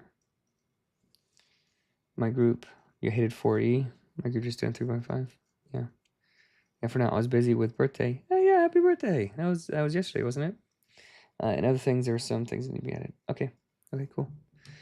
Others within range, others within reach, make a dex save. This is, and I think I'm gonna update Fire Embrace to match Pyroclasm because I think Pyroclasm is actually far more clear. Others within reach are smoldering. Beautiful.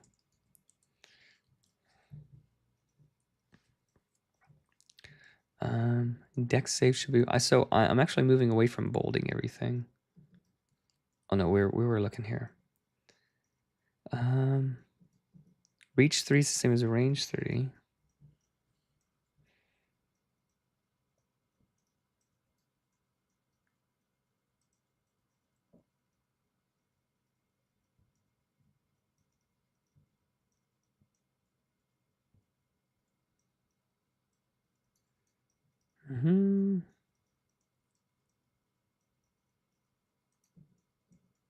Is there an ice spell that would create a heavy block of ice above an enemy that drops onto their head? It could be used. That's funny. All right, so let's go to the Berserker. I think we got those. Let's go to Reaver. Yeah, this class is in good shape.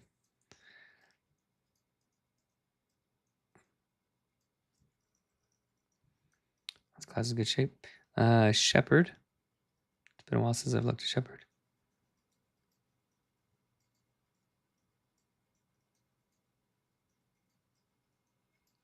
River has nothing. Yeah, I'm surprised about that. And Brandon and Tyler, the two mods, were thinking about changing all of the class-specific feedback into one of these, like, into like one of these things. A forum, I guess is what it's called. Ooh, what are some things you'd like to see in the Game Master's Guide? That's exactly what I'm looking for.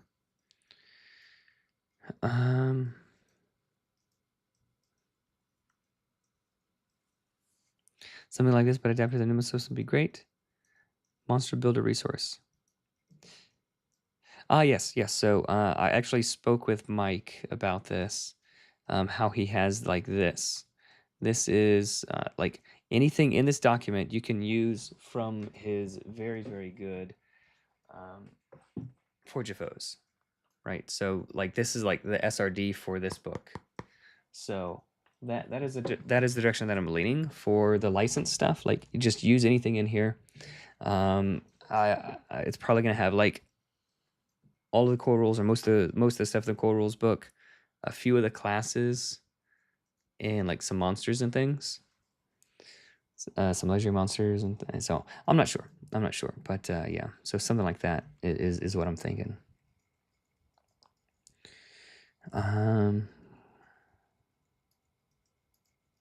Examples. I don't like that. Oh, I love a section about when to roll, but especially when not to roll. Getting information.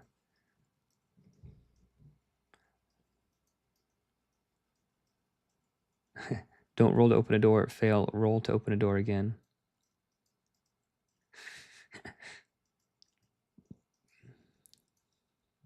Okay, yeah, let's go on that. All that has been in the document already.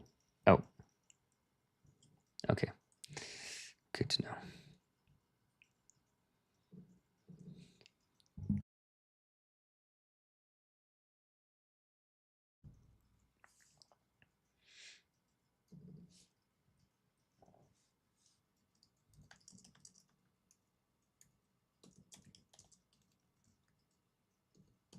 Asking for too many rolls.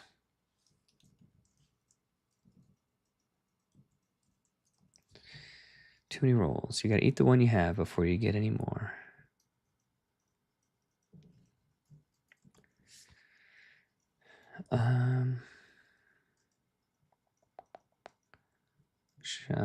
Zephyr.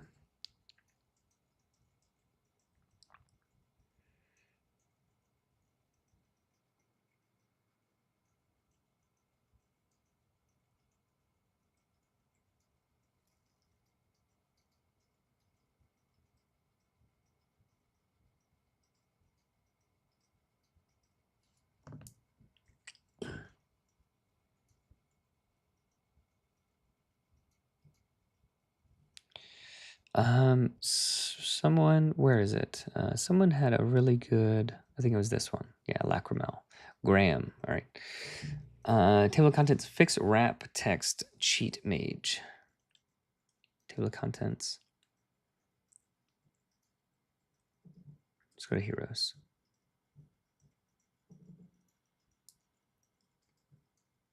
Choose your path.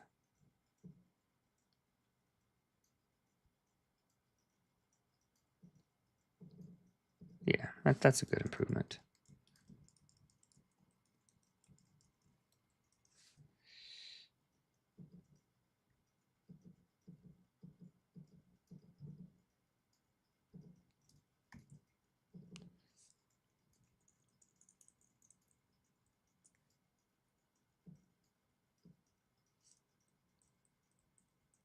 Here there be heroes. Okay, so let's see. So he wanted to fix the wrap text for cheat and mage. I could see that, yeah. Mage.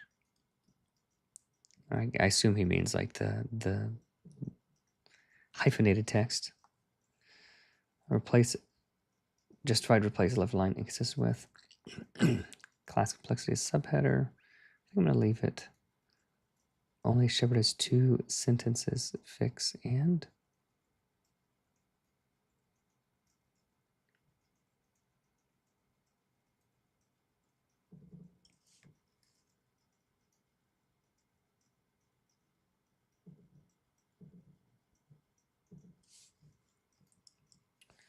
I think that's okay.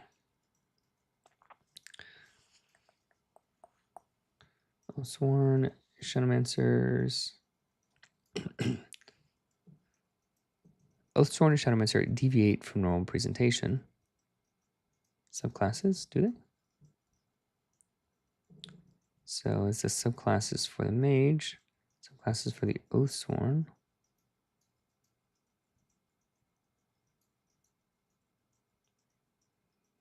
Don't think they deviate. Shadowmancer. Stat increase cheat, commas at level. Stat increase cheat.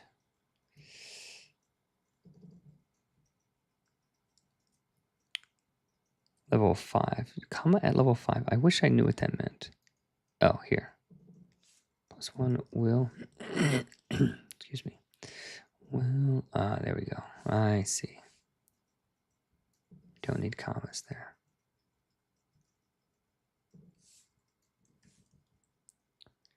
Okay. Got that. Discussed here. Veteran Stalker. Level 5 calls it Throw the Hunt. Okay, so let's go to Hunter.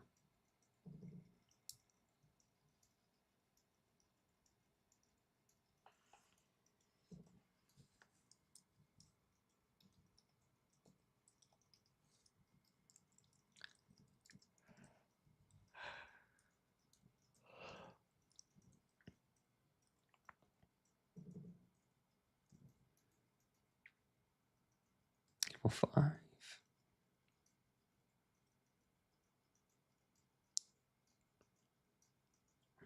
Do we need to change it to everything?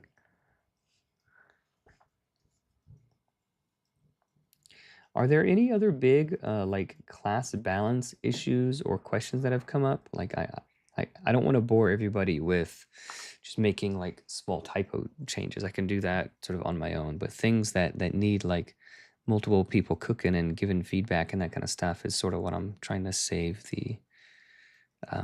these streams for, so that there's a little bit more interactivity. Edward or anybody, if you have any of those, let me know.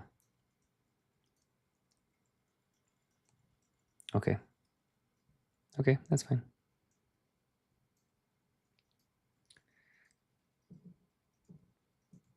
Veteran Stalker.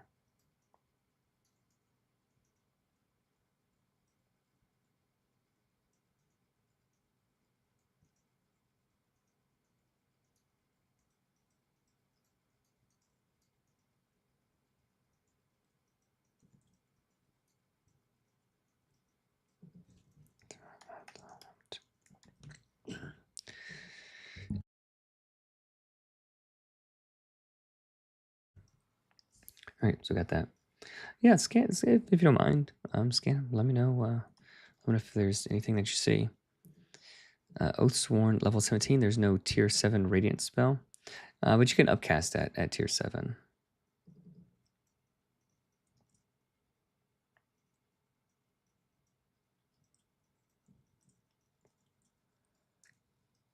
Let's see if there's anything. Tier 6, tier 9. Yeah. Being able to spend 7 mana at a time is what it is. We just got a homebrew. I made a version of Shadowmancer that has very strong justification. Okay. Yeah, Nerdman, shoot me a link. Mission success. How sold are you on the Beastmaster Hunter? As in, it's too late to pros alternative to subclass. I'm open to changes. So far, people have been liking it, from what I understand. The first couple drafts, there were some pretty significant changes, but in terms of like ease of play and flavor and stuff. Where can you get the draft? If you you should have gotten an email with a link to the Dropbox. If you bought it on the Nimble RPG page recently, then it would have emailed you. If you got it from the other website, or if you backed it or pre-ordered it from BackRocket, then BackRocket would have sent you an email. So that should have gone out today. Check your spam if you didn't see it. Level 16, there are no tier 8 Radiant or Necromancy spells. Necrotic. Yeah, but you can still upcast them, so I think that's okay. And if you do any like multi-classing or whatever. Puppet Master. Ooh, that sounds creepy. Oh, I lost where I was. Let me finish looking at this. Shadow Master, the 2 class only spells do not need to appear twice, heroes and core, unless available to other classes. Yeah. Shepherd, Songweaver, the class only spells don't need to appear twice. I mean, it's good to I think that's fine. No tier 8. Okay, that's fine. Class weight. An ability weight comparison for complexity. Each unique spell or ability is counted toward the weight. Oh, that's interesting. Does not consider the complexity of those actions, only the quantity. No, I didn't count Songweaver totals as the spell quantity. Very well. Okay. That's cool. Let's open that in the browser. That's interesting. So, okay. Berserker, the cheat. Oh, the cheat has more things to... I don't think the cheat has more things than the Berserker. Stormshifter.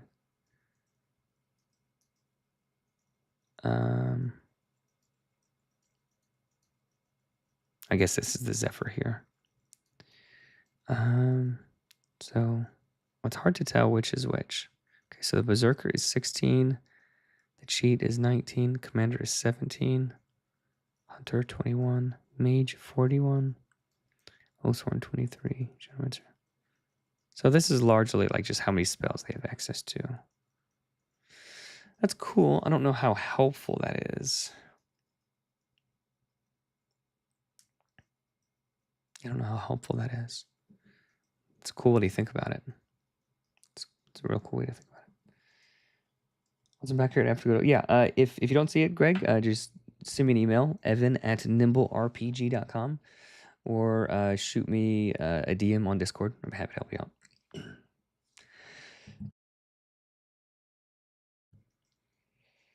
All right, let's go to patroness points. Juice. The juice. Yeah, I like the juice.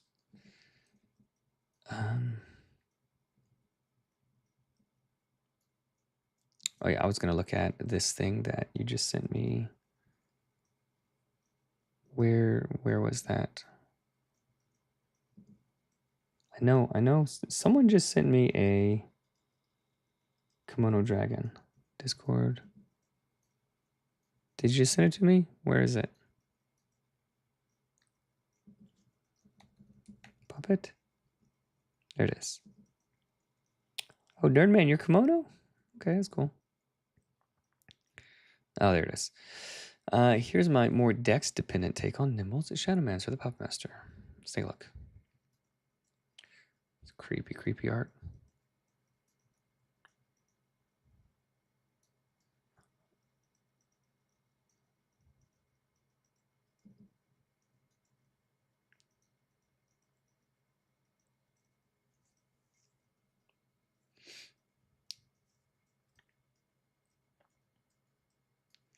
So you place hoping to find a warlock equivalent, but this class of flavor may feel too niche. However, the Shadowmancer also has this problem to a lesser extent. Puppets are related to performing arts. So at times it feels more like a charisma slash dex class, not an int slash dex. Yeah. Yeah.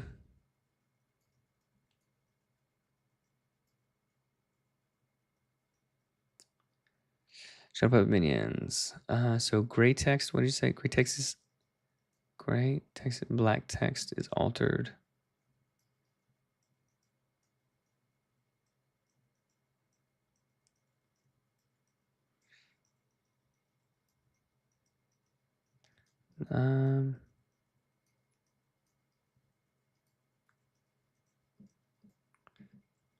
Okay. Oh, I see. Okay. All right. Eldritch Sense. My favorite puppet. Okay, so we're just changing the flavor. I looked at all the class stuff, and there isn't much that needs addressing. Honestly, things are looking good ready for mass playtesting. Cool. Good to know, Edward. Good to know. Glass puppets when shadow mage attack is wrong. Okay, so it's more of like a reflavor. Yeah, that's cool, man. That's pretty cool. All right, well, I thought that was like a big long document for me to work through. If there isn't, I guess I can finish going through the spell feedback, and then we'll call it just a flavor overhaul, making them tied to less. Okay, yeah, that's neat.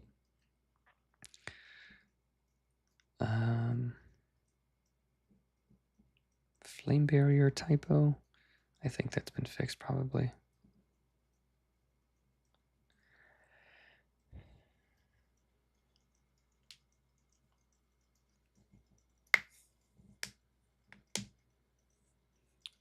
Just a flavor change with something like this. Is there a way I should attribute you for all the mechanics? You do whatever you want, man.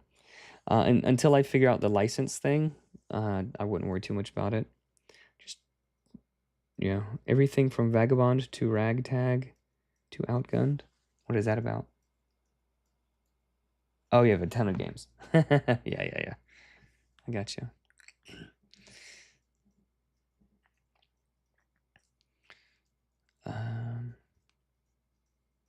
I think. Let's go to the change log. I think there were some spells, some of the cold spells that were not updated and needed to be.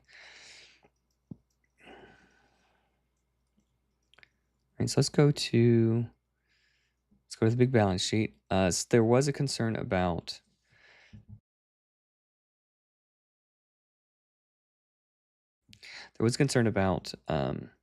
ice frost shield. There was a concern about frost shield being too strong. So let's go to hit points, new, we'll say frost shield. Okay, so frost shield at level 1 is going to give you ki times 2. So ki is going to be 3 equals 3 times 2. And then you can upcast it. All right, so at level 2, it could be this times 2. So you can upcast it to be bigger. Level 4, you can, it gives me equals 4 times 2 times 3. So you upcast it at a tier as tier 2. Oh no, you wouldn't be able to upcast it here yet. So you would gain it here. There we go. So by level 4, it would gain you 24 temp HP. Yeah, so it's your int or whatever would be 4,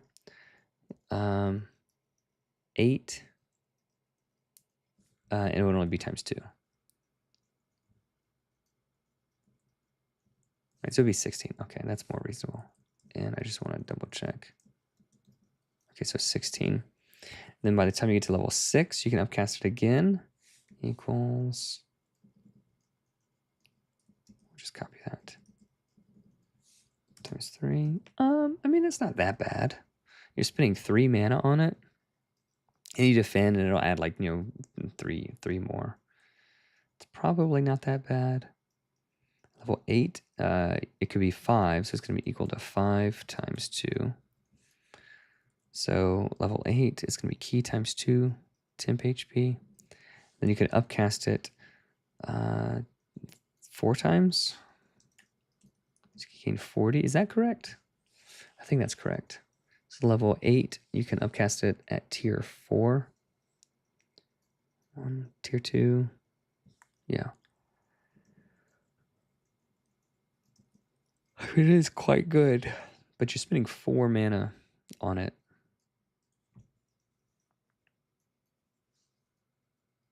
I think Frost Shield is okay how it is. It's using action. It's using mana. It's good. It's a good spell. Like ice has to have a niche. So I think that is fine. Let's go to this. Glacial Shard increased from tier 1 to tier 2. No other changes. So Glacial Shard does need to have its damage increased since it's a tier 2 spell now. So as a tier 2 spell, so we have to. I don't know where my other spreadsheet is. So I'm just gonna grab spells. We'll go to level. We'll go from 5th level. We'll go to 2nd level. What is a good plain vanilla Second level spell that deals damage. Cloud of Daggers.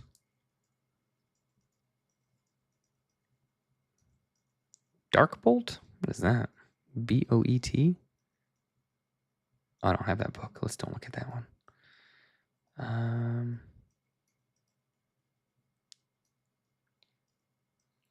What is a good level 2 spell? Heat Metal? 2d8. Ugly Duckling? What? It's a weird spell. Shatter? Shatter might be a good one. 3d8. Okay. Loud Noise, Tip of Radius Sphere, center there.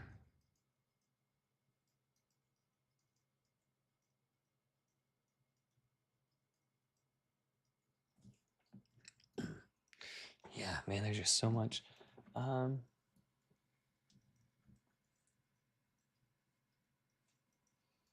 think the DM's guide has information about spells. Like I've got a spreadsheet that I made a while back about how much damage each spell should do and that kind of thing, but I don't know where it is. I don't want to go looking for it right now. I will if I have to.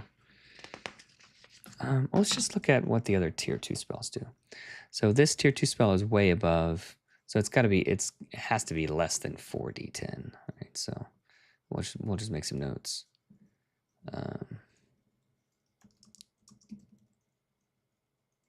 4d10. Spell slots, yeah. It's going to be 3d6, so more than 3d6. It's between 3d6 and 4d10. There's probably be 4d6s if I were to just guess. It's going to be 4d6.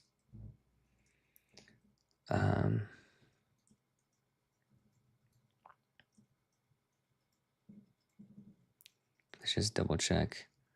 Glacial Shard at 3d6, yeah.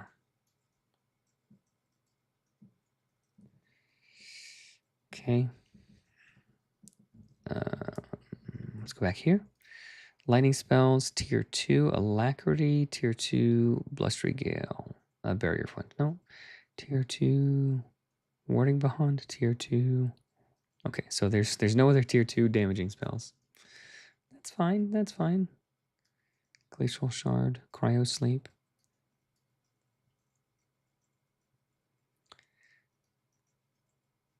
Okay, 4d6. All right, so let's go to spells.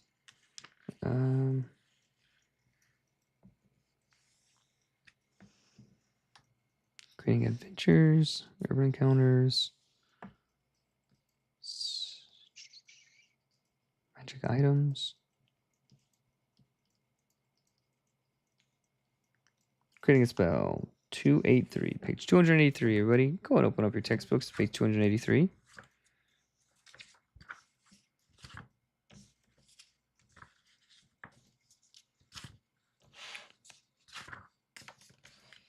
Creating a spell, spell damage. I'm pretty sure this chart just isn't going to be correct anyway.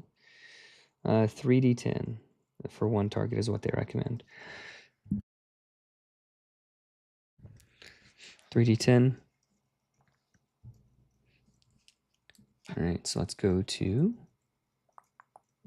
everybody's favorite 3d10. That is going to be 17 damage, 4d6, 14 damage. So yeah, a little bit under. That's fine. That's when Glacial Shard has been improved. So that's about where we want it to be. I don't think. I think 5d6 is probably way too. Yeah, 5d6 is too high.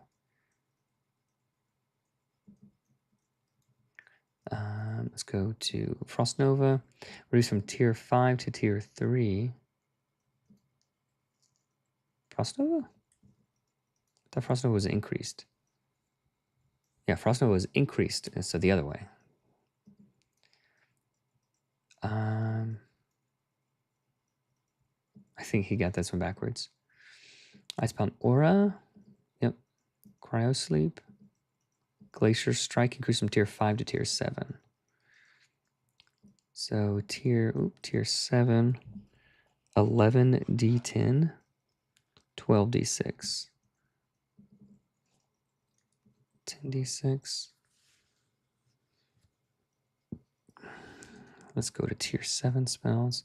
So this tier 7 spell gets 2 pyroclasms for free, which is 60, so 12d10 over 2 rounds.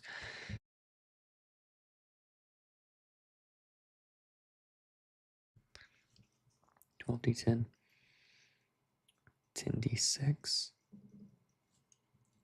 do 12d6. Yeah.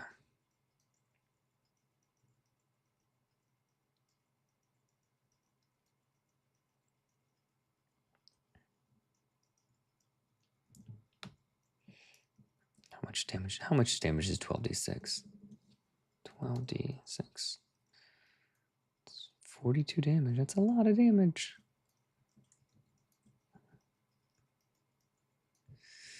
Tier 6, 10d8. Yeah.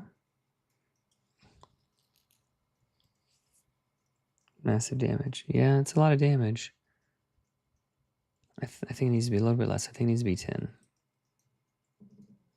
Because it is ranged. Well, it's 3 actions. It is 3 actions. 12d6. It's 3 actions. Living Inferno is 3 actions. I think Living Inferno 3 actions. Yeah.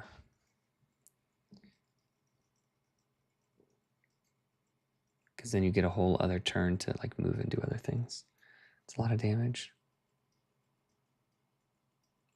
I don't want to be weird like and say like, oh, it has to be an even number of dice. Maybe 11d6. Sort of like 11d1st. That's 42. 11 is going to be 39, right? Yeah, 39. That seems more reasonable. 39 as opposed to a 12d10. 12d10. Okay, so maybe 12d6 isn't too bad. Maybe 12d6 isn't too bad. Living Inferno is quite good.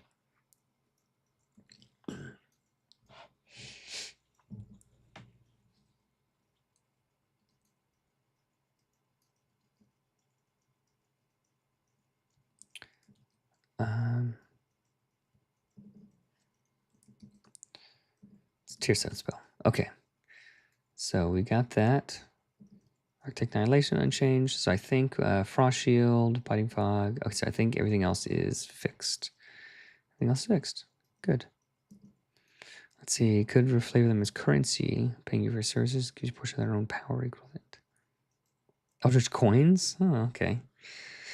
But like, you know, some of these like elder thingies won't have like money or hands. They'll just have like squiddly doodly things. Cost 1 coin. He refills your coins after you. That's a cool way to put it. Like if like for some patron types would be cool. All right, guys. So Edward, if you want to put the bolo out for what we're looking for, we've got like half a dozen pages or so, 5, 6, 7, 8 pages in the GM guide that we can either fill with art or cut for a lighter, slimmer book, less to flip through. We can fill it with different things. I don't think it's, I think I needed to cut this. This blue is like too electric blue. It's so blue that I'm getting distracted. There we go. So looking for new content. So we probably can't add any new legendary monsters because they take a while to develop. We have enough legendary monsters. Probably can't add any additional adventures. Maybe like one of the additional adventures that I'm keeping in the back pocket I could finish and stick in there. We do have still 2 more adventures coming, so I feel like that is probably enough adventures already with all the content that we have. Appendix of information, of inspiration. We're probably going to have 2 spreads of appendix of inspiration. So maybe art will go on that page or maybe something else. Chaos table is going to be on the back page, the back spread. So yeah, we have just a bit more You did about the gym book already? Okay, cool.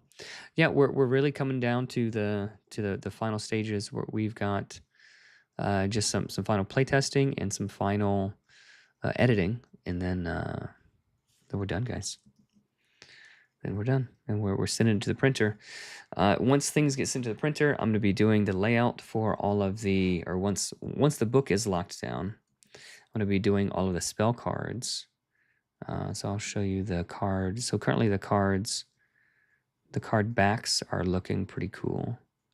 So this is what the card backs are looking like. I might tweak it a bit. And the fronts are slightly different. Yeah, the fronts are slightly different. So I think the latest front is, then here's all the inspiration, like different cards that we liked and didn't like. That's how we developed some of these things. I really like this one and like some of these other things. So the final cards are going to take a while to do the layout and stuff, but they're looking really, really cool so far. Like this just makes me want to cast like Rebuke. Like how cool does that look? Downtime mechanics, yeah. So probably can't add any new systems and things, but we'll see. So lots of stuff to do yet. I've got to lay out the actual box, like the actual box art, like the sides and the back and the inside and that kind of stuff. It's gonna be printed. All right, guys. Well, that is it. I thought we had a lot more work to do tonight, but I guess we're coming up on that time to where things are starting to wrap up, and then we can. Don't tell my wife. We can start cooking on the next project. All right, guys. Thanks for hanging out. Appreciate it. It's been fun.